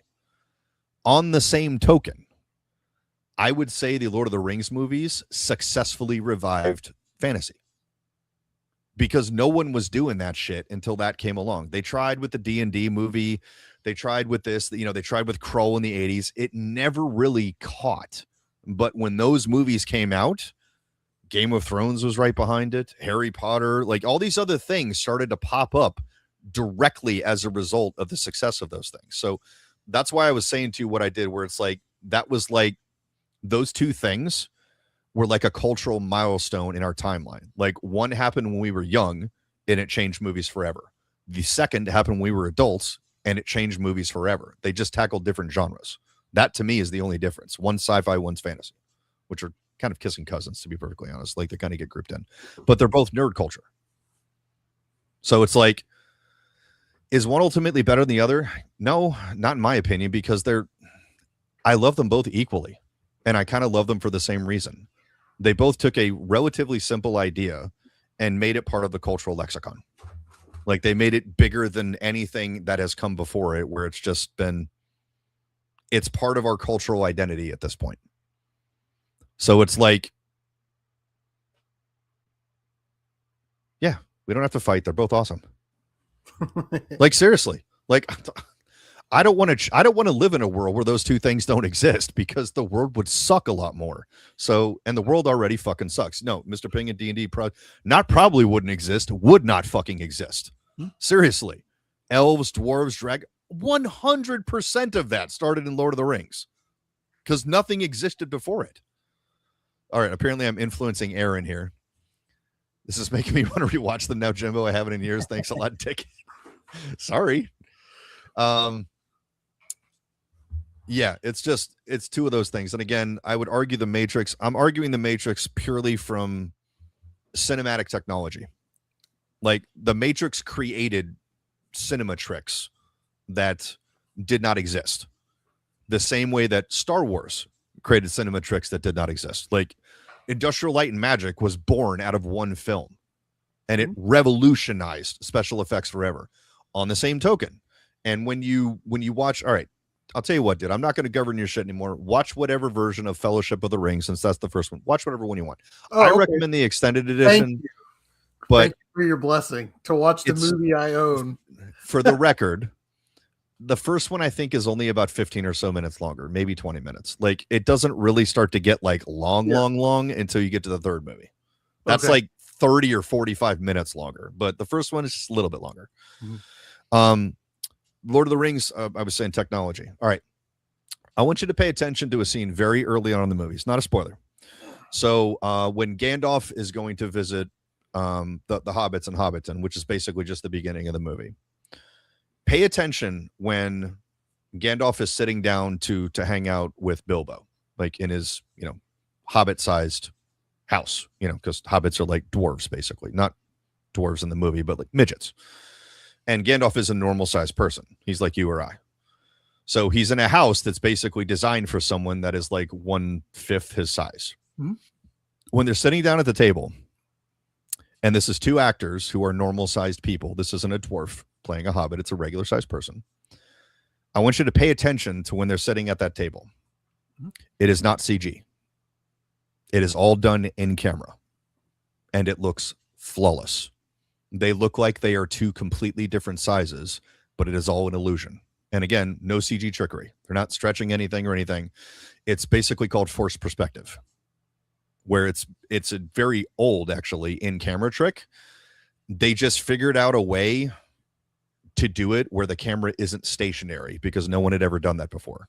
To usually do forced perspective, it'd be like you and me sitting in a room, stationary camera, and I'm sitting closer to the camera, so I look bigger, and you're further away from the camera, so you look smaller. It's just the way the human eye works. No one had figured out how to do that shot with a camera that's moving, but they figured it out. And again, they didn't cheat. They had to do this shit for real. So the point that I'm making is they literally had to invent things that didn't exist just to make this movie. The same way The Matrix did, the same way that Star Wars did. Anytime a series of movies has to do that, it is immediately culturally important, because you're moving the genre forward. When you're doing outside the box thinking, where you've really got to like push it just to make your vision a thing, it becomes part of the zeitgeist. Like that alone makes it important, in my opinion, because it's like you're helping someone who maybe had an idea to do something, who wants to make a movie, and they're like, I don't know how to do that, but they're like, oh, I guess I can do it now. Like you're helping the next version of you basically make a movie, and that's important. Like we need more George Lucas's, more Steven Spielberg's, more Peter Jackson. We don't have those guys right now, and that's the problem. We don't have these guys who have ideas that are so fucking big that their head's going to explode. Like it's, who are their replacements, dude? They don't exist. That's the problem. You know? Like we could say the same thing about music. Like all the bands that are top bands right now, they're old. Like it's dying. Like it's because there are no replacements, at least not enough. So you watch the movie, seriously. I know you love Star Wars. Dude, just enjoy the movie. I will, because I'm committed to this show. I will watch Fellowship of the Rings. Fellowship of the Ring. The Ring. You got it. Yes. I will watch it next Thursday evening. Probably. I hope you enjoy it. Dinner. And apparently all night, because these movies are like 30 hours long or whatever. Just watch the first one and see what you think. Again, the first one is the slow burn, because like the first 30 plus minutes, they've got to tell you what's going on. Like they're setting up the bigger picture. But once it gets going, it doesn't stop. It's just, it breezes along. It honestly, it doesn't feel like 3 hours when you watch it. It moves fast. Like they keep it moving. So it's just like one thing to the next. So just give them the 30 minutes to set up and tell you what the fuck is going on, because it's a big fucking story. Real big. Where you're like, when you see how big the story is, you're like, dude, 3 hours ain't enough. It's like trying to tell the Bible's entire story in 3 hours. You can't do that. It's too big of a story. So give them a little bit of leeway. Let them tell their story. I think you'll like it. Even if you're not into it, dude, it's just a good fucking story. That's the reason it survived for nearly a century. If it sucked, people wouldn't love it this much. Like, you know, New Line, who was a small studio at the time, would not have spent a world record setting amount of money to make 3 movies simultaneously. It was this close to bankrupting the studio. Like they literally bet the studio on these movies succeeding. I mean, they're laughing all the way to the fucking bank right now because they made like a couple of $1 billion off of it. So they're like, ha ha. But this was a gamble, dude. Like this really was. You know, because fantasy movies didn't make money before this. Like that was stupid. That I'm sure this was the same protest that George Lucas got when he was pitching Star Wars. Where they're like, right. It's a sci-fi movie. Like who the fuck is going to go see that? And he's just like, watch this. And he was fucking right. And Peter Jackson, on the same token, he was fucking right. Just one guy who believed in what he was doing, and he changed the world. So give it a shot. Legitimately, dude. Get yourself a nice cold beer. I'll tell you what. Play the Lord of the Rings drinking game. Anytime you see them drink, take a sip. They drink a lot of booze in there. Yeah. So it's like, you're going to be drinking a lot of beer. Anytime they're drinking ale or wine or anything, it's like you can get a good buzz going. So like you enjoy yourself. And you get back to us and you let us know what you think. Yeah, Again, we'll have a be total honest. recap of my good. experience watching Lord of the Rings next week on the Regeneration X podcast. So be there or be Thank you. square. Be there or be square. All right. So let's jump into some HollyWEIRD talk. We talk about Hollywood stuff here. We've got a couple of quick stories. One of them is really dumb, and the other one is actually kind of awesome because I didn't know this was a thing. So we'll do the awesome one first. So Fox fucking McCloud is in the new Super Mario Brothers Galaxy movie. That alone is awesome. Like, seriously, this is the most underserved Nintendo character that they have, and I'm aggravated as fuck that we don't have a new Star Fox game. I fucking love Star Fox with every cell in my body. I loved the last one we got on Wii U. That was a fucking awesome game. I only have really one tiny little quibble with it. When you finally get to Corneria, for some reasons unbeknown to me or Jesus, they do not play the iconic Corneria theme from the first Star Fox that everyone, they probably don't know the name, but everyone listening to this knows what fucking song I'm talking about. They're thinking about it right now. They don't play it. And I'm like, I'm waiting for that when I hit the level. I'm just like, come on, dude, hit it. Let's go. Update that shit. Like, I want to oh my God. Yeah. That notwithstanding, I'm hoping they redeem themselves with this, where when Fox McCloud comes in with the squad, like rolling hard, Slippy and everybody else, all we hear is the fucking Corneria theme. And I'm just going to be like, let's fucking go, man. So they literally picked one of the stars of Top Gun Maverick to play Fox McCloud. That could not be more on brand if they tried. I think this is a good casting choice, personally. I'm curious to see what Glenn does with this. He's being touted by Hollywood as like the next Tom Cruise. So it's like, you've got the descendant of Maverick, like taking over for Fox McCloud. That doesn't suck, in my opinion, at least. What's wrong, Chris? What? What's the problem with this? I mean, I'm being pretty silent. Yeah, I know. What, you never played a Star Fox game? No, that's not possible. I had you going there for a second. Not possible. I fucking love Star Fox, and I love this choice. I think this is going to be an absolute banger. My problem with the Wii U game, other than that, was I don't like gimmick controls. I just want to have the controller and play it. I don't want to have to use the screen to look around. Like, that's You're not wrong. Take it or leave it, but whatever. Yeah, this is going to be awesome, and it made me want to do a barrel roll, right? Yes, because it's so nostalgic. I'm going. Truly is. You sent this to me like yesterday or earlier today or whatever, but I'm like, man, Yes. I want to pop out the Nintendo 64, pop that bitch in, and play it one more again. You know what I mean? I'm with you. And It's hopefully, like, this will we get a lead Star to Fox movie out of this, maybe? Star Fox movie, right? Like, get Please? something out of it, man. Because apparently, are we going to get a Donkey Kong movie? Because I love me some Donkey Kongs, but I think that's next. it's going to be the Nintendo Cinematic Universe. That's where I'm going with this, where I'm like, dude, they're playing the long game on this one for sure. Like, putting Donkey Kong in there is like, okay, that might be fan service, but it might be like, but like they're doing a Super Smash fight in this. And like, yeah, Donkey Kong and Mario are linked, sure.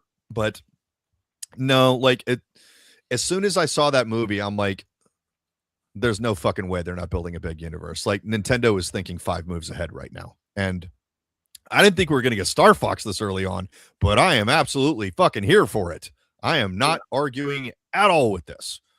I hope at the very least, maybe we get a new Star Fox game. Maybe they're working on one. Hey, yeah. I hope so. It'll be the game that saved the Switch 2. Dude, I'll tell Star you what. Fox 64 2. If there is a game that will get me to buy a Switch 2, a new Star Fox game will do it. Absolutely. So it's right now they haven't put out anything where I'm like, I got to get this. So Nintendo, if you're watching, slim chance, I know. But I think this please. is great. I think this is great for Nintendo because, you know, I didn't really know Star Fox on Super Nintendo. I know the Nintendo 64 Star Fox. So there is a whole generation of kids and gamers that are a certain age now that have brand recognition with Star Fox. It's brilliant. Like you said, they're 5 moves ahead. They know what they're doing. They always come out ahead. You know, It Nintendo seems that way. hardly ever botches. Thank God. All right. So the bad news. Let me see if I can get this on screen for you guys. Bear with me a second. I thought I had this one on the Rolodex, but apparently I don't. Hold on a second. I'll tell you the first time while you're doing that, when I was playing Star Fox 64 as a teenager, you know, and the first time I was like, how do I get to those other planets? And the first time you realize, like, oh, if you destroy a certain amount of enemies, or if you do whatever, then you will take a different path. I was like, what are we doing? This is the greatest thing ever. And then when you get to the submarine level, like that was awesome. Like if you took that route, facts, dude. being able to play in different vehicles at that time was a real treat for those of you that don't know and didn't grow up back in the day. It absolutely was. Yeah, it was just an amazing game, man. The N64 version got dated with the polygons, but back in the day, that was the fucking bee's knees right there. Absolutely. I remember, you know, back in those days of PlayStation, and you're like, oh, N64 graphics are not going to get any better than this. It is technologically impossible. And here we are on the precipice of getting like a brand new, like HD Star Fox game. It just makes you get all warm and tingly. It absolutely does. All right, here we go. I found it. Okay, so 2 things about this. So we already know that the Ryan Coogler X-Files is going to be absolutely fucking trash because Ryan Coogler basically just does the same thing every time. He blackifies everything. It's I mean, it's honestly, he's kind of fucking racist, to be perfectly honest, but I digress. We'll put that aside. So he's rebooting X-Files. I don't know why that needs to be rebooted, but whatever.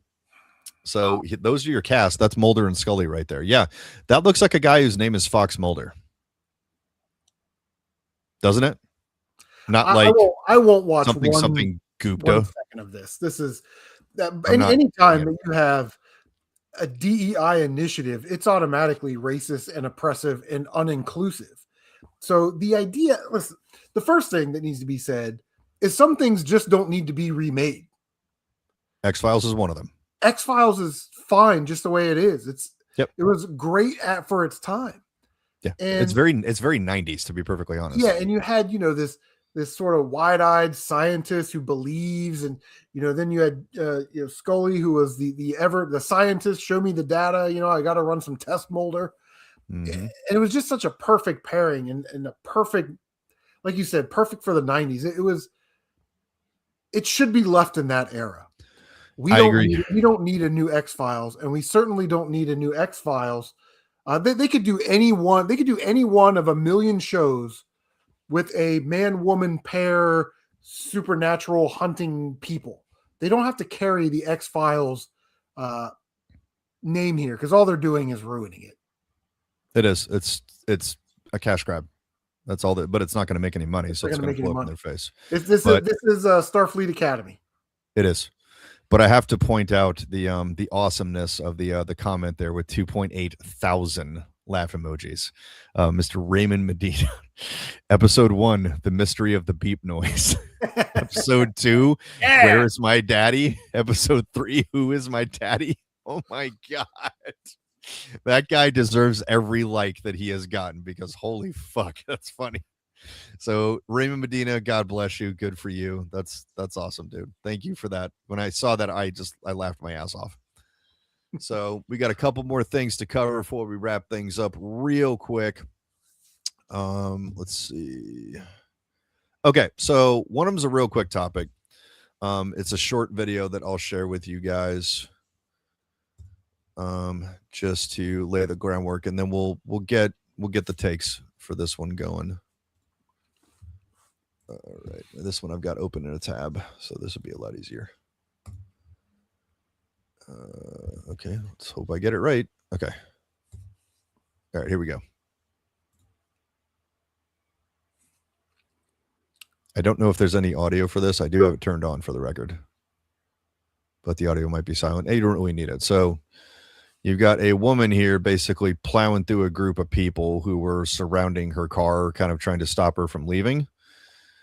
And what's hilarious is like, dude, she gets arrested at fucking warp speed. Like, she doesn't even get a block away for the 5-0s on her. Like, damn. I mean, great response time, guys. But, you know, she gets pulled out of the car. She gets immediately arrested, yada, yada, yada. So here's my take on this, man. And then we'll get your take, Chris. I think the laws surrounding this need to be revised because of what has happened in the past 6 years. Because of the number of incidences of people, call it Antifa, BLM, you know, whatever. Like, I don't really care. Like, any of them, like surrounding cars, stopping people from moving, like threatening people, like, you know, physically obstructing their cars.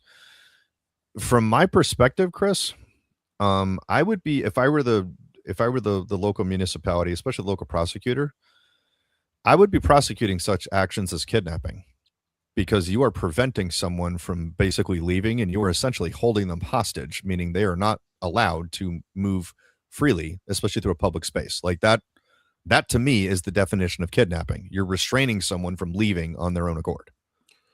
Yeah. So with kidnapping, there's you're seizing someone and you're moving them to another location without their consent. This would be sort of like some type of unlawful restraint, depending on what your law is in your state, where you are deliberately and with intent withdrawing someone's freedom of movement. And that's what's going on in these cases. They get pack mentality. They chase these people out to the car. Now, we got to cover this too, just to be transparent. Apparently, she was intoxicated, so I would never advocate for driving intoxicated. Of course. Let's just pretend in this situation that she was stone dead sober. Sure. Does a reasonable person feel like they are free to leave? If your answer is no, then do you believe that your life and safety is in jeopardy? And if you do, then get the fuck out of there. We'll deal with that later. So in that particular instance, you know, and if you watch the video and it's got audio, they're you know, calling her names, and they're like, they are very aggressively pursuing her to her car. They're kicking her car. They're smacking her windows. Does a person feel like they're free to leave? No. Do they feel like their life is in danger? Threat of death or serious bodily harm? Absolutely. I would say that, again, she's drunk, but if she wasn't drunk, she would have a pretty good case to get out of that.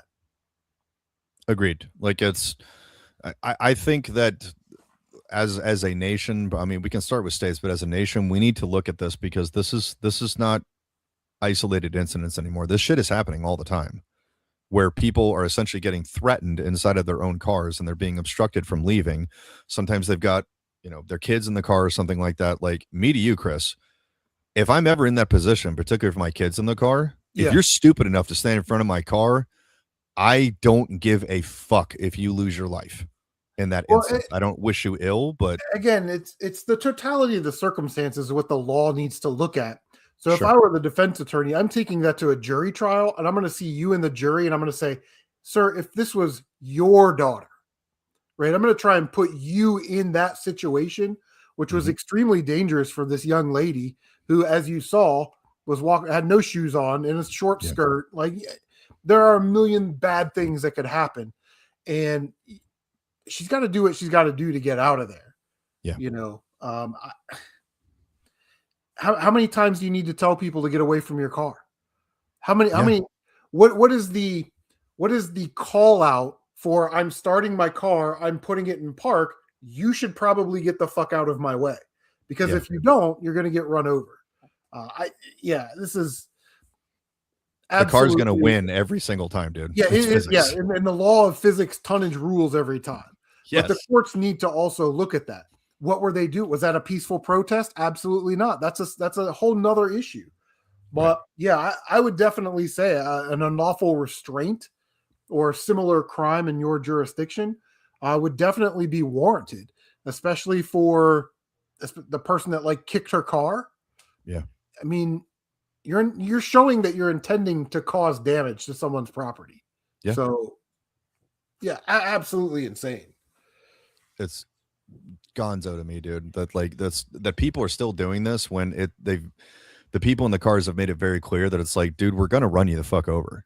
And like some states, like Florida, for example, has okayed it, where the governor has said, like, if you're in your car and you feel threatened and people are trying to stop you, get on the fucking gas. Yeah. Like do what you got to do. And that's apparently a lot of motherfuckers just want to try and ice skate uphill and just want to learn the hard way. Okay. Like if you want to test physics, be my guest. You know, like the only thing I'm going to be mad about is the damage to my car, to be perfectly honest. Like, it's like, really? God damn it. Like hitting a person fucks your car up. It sucks. That's what, like the only thing really slowing me down, to be perfectly honest. I sound like a complete psychopath when I say that, but guys, I love cars. Like yes, Yeah. I'm worried about the car being damaged. I can't help it. All right. So one little quick thing that we're going to go into, and we'll wrap it up here. We're running out of time, so we got one topic that we'll kick to the next episode, but just one that I wanted to ask Chris about on camera, just for my own edification, but also for the audiences, because it's the kind of thing, man, where it's like I see these videos, and like I'll be honest with you, Chris, like not bromancing or anything, but like you're like one of the first people I think of when I see stuff like this, because I'm trying to do the math in my head about, like in the shower, all soapy. You're like, oh, I'm thinking of Chris right now. no, just honestly, it's always in terrible situations. Oh, shit. Because I know I associate that with your particular vocation, where it's like, this is the crap that you guys have to deal with. Yeah. You know, I say that there's no pride in my voice when I say that. Like I feel terrible about it. But in this particular case, so I sent you the video. You guys may have seen it, where there's a woman who basically left her two children, very small children, like we're talking 3, 4, 5 years old, like kindergarten age maximum, with an Uber driver. And she didn't just leave him for a minute so she could like run into the store and get a Coke or whatever. She left him alone with an Uber driver that she doesn't know, so a stranger, for like 2+ hours.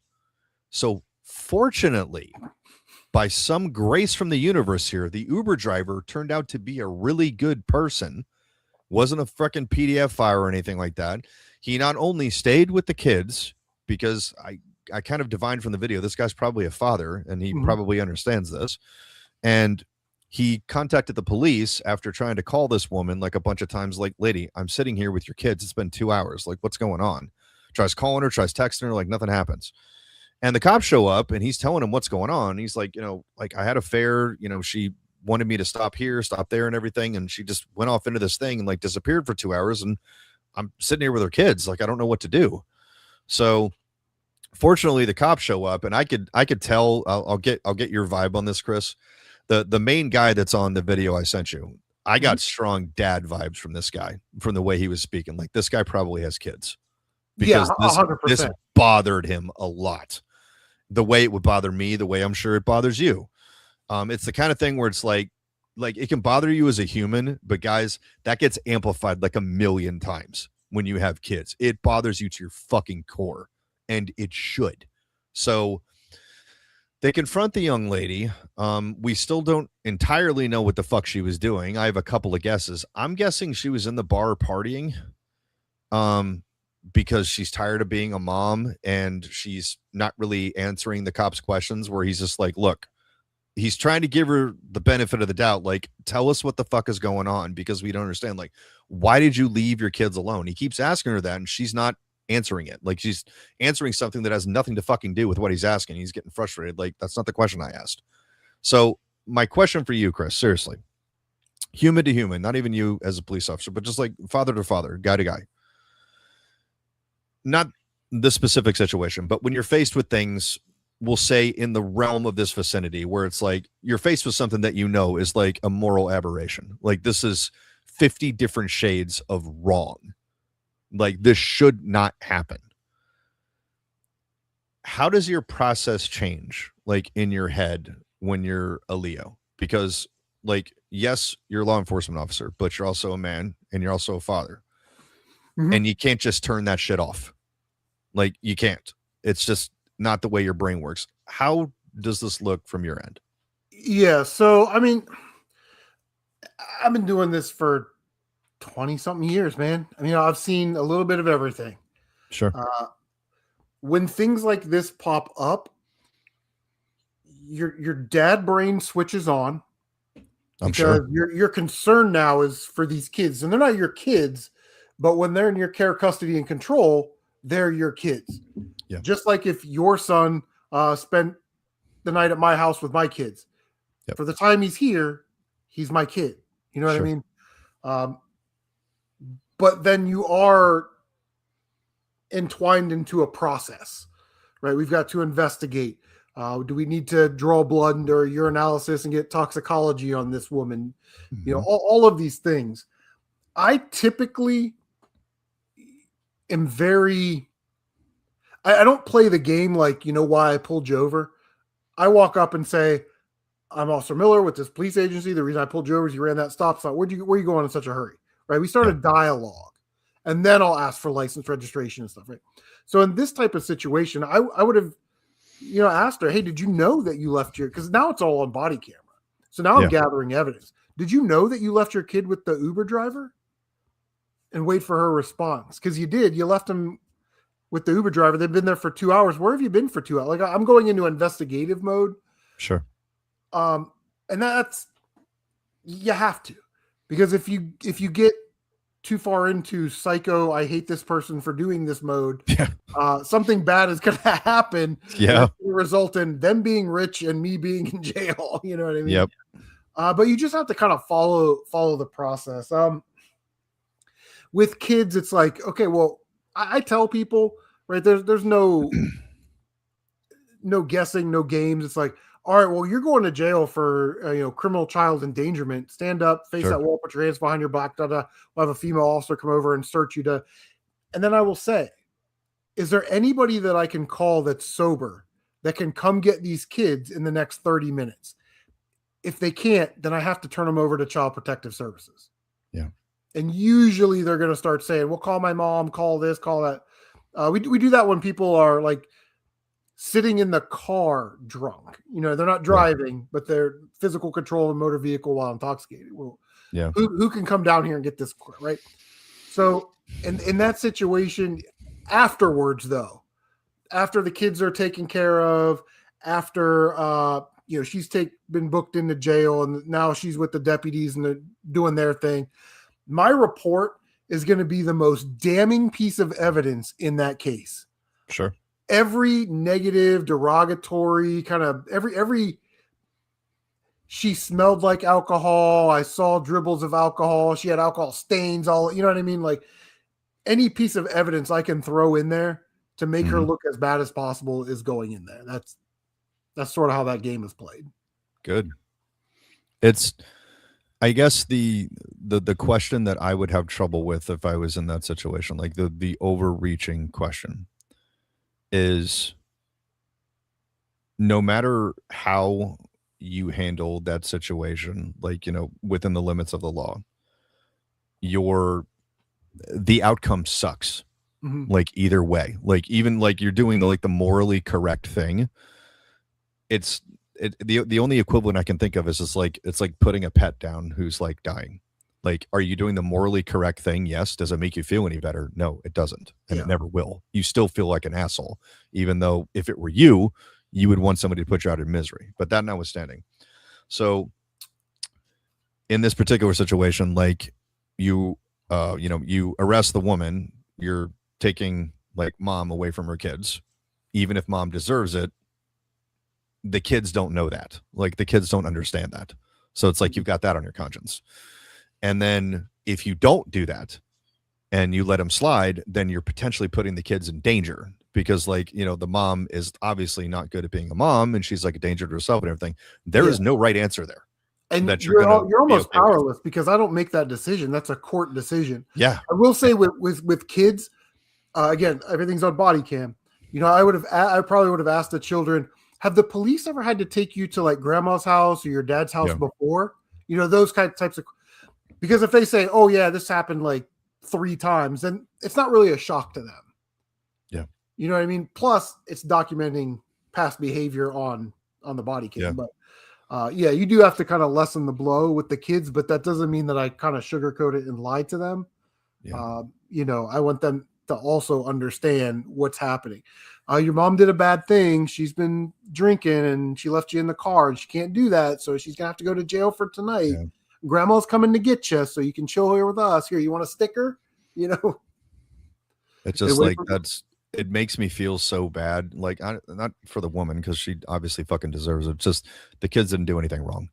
Like, they're just the only thing that they have in this is they were unfortunately blessed with a mom who sucks.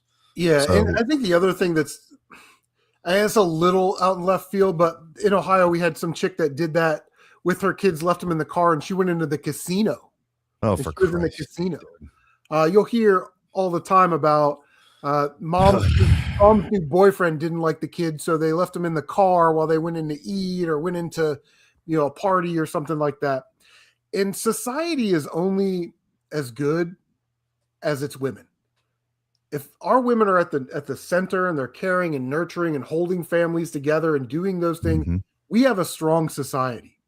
Facts. And for the last at least 3 generations of women, it's been financially lucrative to be a single mom. And I think we can all agree that social experiment hasn't turned out as well as people have predicted that it would. We got these badass kids running around who are emotionally unstable that act just like women. I think that we should start giving more of these kids to men. I would be inclined to agree, because it can't be any worse. So it's just like, this isn't working, so maybe let's try the other side of the coin. Heads came up sour, let's try tails. Yeah, and the courts and the attorneys have all conspired to make divorce and child custody a business that is slanted in the favor of women. And they say that they do what's in the best interest of the child, but it's like, if I carry the insurance and I'm paying X amount of dollars in child support and I can provide for the kid the whole week, why is she getting custody? Yeah, she can't provide for them, so what's the point?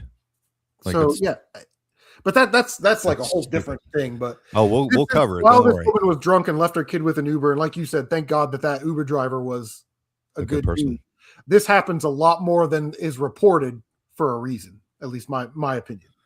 Yeah, man. Before we go, did you I'm sure you probably saw this. This one was publicized. That woman who literally left her toddler and went on vacation, left her toddler completely alone. Yeah. Did she go to the Caribbean somewhere? Where did she go on vacation? Something like, it was like a cruise or something like that. She left the kid alone for like 2 weeks without anyone. Yeah. To watch the kid. So as our meth numbers have started to spike, we've seen more of the mom and dad went out to go do whatever and left kids in the apartment for 7 or 8 days. They had SpaghettiOs. There was milk in the fridge. They're fine. It's like, ma'am, they're 7. This was like a fucking 3-year-old. That's crazy. Like something that could not possibly fend for itself. It's still in diapers. Like, it's wearing the same shitty piss-filled diaper, like living in its own. Dude, yeah, that made me so fucking mad. Like, I had to go for a fucking walk to calm down. And let's get personal for a second. When my parents got divorced when I was 2, my mom got custody of me, and she would do that to me as an infant. She left me in the crib, in the apartment, and I was crying for hours and hours and hours while she went out and partied until the landlord, had to open the door. And then finally, the judge just gave my dad custody, and I grew up with my dad. My dad's, hardworking blue collar guy. You know what I mean? We all had the opportunity to live in a nice middle class suburban area, go to high school, play sports, and have opportunities out. I would have not had those opportunities had I been raised by my biological mother. Dads are important, dude. And that is the honest to God truth. That's as real as it gets right here on the Regeneration X podcast. Well, dude, thank you for telling us that, man. It's like, I knew like already when I saw this, you and I were going to go north, south, dude. Anyone who is remotely resembling a decent father sees this and just, you want to fucking snap when you see this shit. You are so fucking mad at just the blatant disregard of the child's safety. And it's like, I look at this and I'm just like, dude, my brain is not capable of processing this level of thinking And I'm okay with that because it means I'm not a fucking idiot. Yeah. Like it's like you're out there making these bad decisions. It's like, listen, when my wife and I were younger and we had babies running, all my kids are adults now, but we have babies running around, and it's like the guys are like, hey, come out, we're gonna drink beer, play darts, and shoot pool and whatever. It's like, oh, the wife is sick. Guys, like, I can't. Maybe like a couple weeks. Yeah. You know, we can't. But these women, people have been void of any real consequences for so long that they think they can just do whatever they want and get away with it. And it's absolutely maddening. They get tired of being a woman like that. How many times do you think she's done that? A lot before she's actually got caught. Yeah, it's like they get tired of being a parent. Like these videos you see of women who are like, you know, I won, you know, my court case here. Like, you know, I've turned in my children for adoption and everything. And like their kids weren't small. She's not giving up like a newborn. She's giving up like 5 and 6 year olds. She's like, I could not be happier about this. I'm like, what the fuck is wrong with you? Seriously. Yeah. And there is something wrong with you if you think that. And like, I don't understand that, dude. Like how is your child not your fucking reason to breathe, dude? Yeah. Like, why isn't it your reason to live? Yeah. Because mine absolutely is. Yeah, it's crazy town, right? Yeah. Like how do you not get like addicted to when I walk in to wake up my little boy every morning and he stands up in his crib like super excited. He's got this big smile on his face. Dude, I wouldn't trade anything for that. I will be so sad when I do not get to do that anymore, when he ages out of this. Oh yeah. And like, I don't get to experience that level of joy every morning of being like a fucking superhero to my child. Part of me inside is going to die when that happens, dude. And to be there and teach them and be part of those firsts, you know? Yeah. We have a guy that I work with. I've been there like 15 years. He's kind of been there like 13 and a half. And, you know, they couldn't have babies until they were older, you know, until they were like mid 30s, almost late 30s. And he's older than me, you know, and they finally got pregnant and they had a son. Right on. He played minor league baseball for the Columbus Clippers, played catcher, right? So he loves baseball guy. So I knew as soon as this kid turned 5 or 6 years old, got into the little leagues, you know, the coach pitch T-ball stuff, that he would want to be there. But he's also that dude that feels like he's obligated to be at work every single day, like never take a day off in 10 years, you know, that kind of guy. Yeah. So I had to tell him exactly what you just said. You're going to miss all of those firsts. And this is time that you cannot get back. Yeah. You spent the first half of your career building up this vacation time bank just for these moments. Facts. And he's like, he will take off Thursday, Friday to go out because the kid's like 12, 13 now. So he plays like travel baseball. They'll go out of town and do all that stuff. And I'm like, aren't you glad you listen to old CM Retro, buddy? Now they got 2 daughters as well. So right on, man. They're doing dance and all that stuff. So they're doing great, but you're 100% right, dude. Don't ever trade those moments for anything. Yeah, it's crazy, dude. It's like it's insane to me because it's like it's the kind of thing where it's like a human being is incapable of understanding the importance of this until they experience it. Like I could tell someone this all day long and tell them like, dude, it's going to change your life. I had heard all of that before I became a dad. Like I watched my 2 nephews grow up. I was there when both of them were born. Like now one of them's in college and one of them's going to college later this year. Like they're grown-ups now. And I had heard and seen all of that, but it's different when it's your flesh and blood, dude. Especially when you're a guy and you have a son, that's your fucking legacy, dude. Yeah. Like this is your name will not die because you did this. And in my particular case, I was the last bearer of my name. After my father dies, I'm the last carrier of the Fox surname. So now it's not going to die with me, and the pressure's all on my kid. So it's like, go have fun with it. You got to have a boy. We're hanging by a thread again, but not my fucking problem. I did my job. Yeah. So it's it's impossible to understand until you are faced with it. Like seems like the thing I sent you with the lady with, you know, bending her kids, like, did those things like bother me before I was that? Well, of course, dude, I'm still human, but dude, it hits you like a million times harder when you have kids.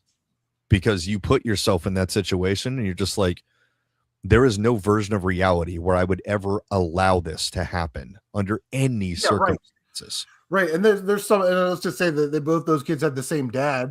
There's some guy that's like, I'll take these kids and provide for them and love them and not leave them in an Uber for 2 hours with a stranger. Like that is it. Like Mr. Pinion said, that's the infuriating. You're seeing red.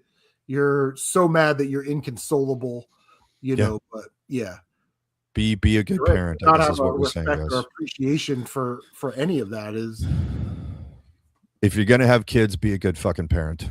Like seriously, they're depending on you to be one. Give them up at birth. But these women want this payday, you know, they want this lifestyle, so they can't give them up, but they don't want them. It's crazy. We need to do better. Seriously, we'll just leave you guys with that. If you're thinking about having kids, make sure you can be a good parent. Like, make sure it's what you want. Like, because it's, for lack of a better analogy, you're stuck with it until they're legal adults, man. Like 24 hours a day, this is your responsibility. Some of us lean into that, and some of us like, you know what? I'm okay with this. This is like the most important thing that a human being can do is create a life and like watch it grow into adulthood, where it becomes independent and then it becomes your replacement. Yeah, that's what we're here for, to ensure the survival of the species. Of course. So, like, if we're going to do it, let's try and raise a good generation of kids that aren't stupid and make good decisions. And more importantly than all of that, dude, tell your kids you love them. Like, make sure that they never question that they know that mom and dad are there whenever they are needed, and that they are everything to you. You got to do that, dude. It's fucking important. Yep. So I'm going to make sure my kid never forgets that. Yep. You know, say it so much that it's a routine, and that they get annoyed by it. When they get annoyed by it, you're doing your job. So I make dinner like every night, right? So you know, make pasta or whatever. Sure. And my daughter will come upstairs from her room's downstairs. So she'll come upstairs and she'll make food and all that stuff. And she'll get her plate, you know, and she'll be like, "Thanks, Dad." And be like, "You're welcome, sweetheart. I love you. Enjoy your dinner." And she says, "I love you too." so every day, make it every a thing, day dude. I get that moment. Dude, you never know when you're not coming home the next day. Like, even if you're not someone like Chris, who's, you know, survival isn't exactly guaranteed. He's got one of the most dangerous jobs out there. Dude, literally, like, I could have a fucking brain aneurysm tomorrow and just keel over. Like, stuff like that happens. Like, it makes me wonder, like, should I have like some kind of video diary for my kid, because he's not old enough yet. He's still really small. Like, he wouldn't remember me and anything. I mean, he does have YouTube where like he can see literally like 12 years of daddy's life, where he can see like, oh, this is what daddy was like when he was young. You know, Daddy was a mega cultist. Yes. And daddy was nerdy as fuck. What the hell, mom? Like, you know, like, yeah. So to all the good fathers out there, all the good parents, we salute you. Keep doing what you're doing, man. We need more of those right now. So, Chris, thank you so much. This has been an awesome show. We will be back next week as regularly scheduled, Friday or Saturday. It kind of alternates based upon personal needs, but we'll see. But if there's anything you guys would like to see us talk about, thank you everyone so much for tuning in, by the way. Guys, leave us a comment. But more importantly, guys, seriously, I'm not asking for this for money. I'm asking for this so we can try and make a difference. Guys, thumb the video up, share it. If you're not already subscribed. It helps the algorithm. Leave a comment, please. Like, even if it's just say, "Great show, guys," or whatever. We're not begging for compliments or anything, but it kind of helps the algorithm and helps things get out there so that we can get more people in here and have more conversations. Please do those things. Jimbo's being an e-beggar. No, I'm not. I'm not begging for money. We don't make anything off of this. We lose money. Well, I lose money off of this. But seriously, like, share it out there. Get the message out there. Like, if you know someone who might be interested in this stuff, guys, share the fucking video. It only takes you a second. Please. Like, put the word out there. Not so that we can get famous, but so we can start having conversations with people. And to put a fucking point on it, start waking people up. We need to do more of that. Everyone needs to do more of that. Start a podcast, change the world. That's my motto. Anyways, Aaron, Mr. Ping, and everyone who stopped by. We sincerely appreciate you guys. Ravex Comedy, you guys are fucking awesome. We look forward to seeing you guys each and every time.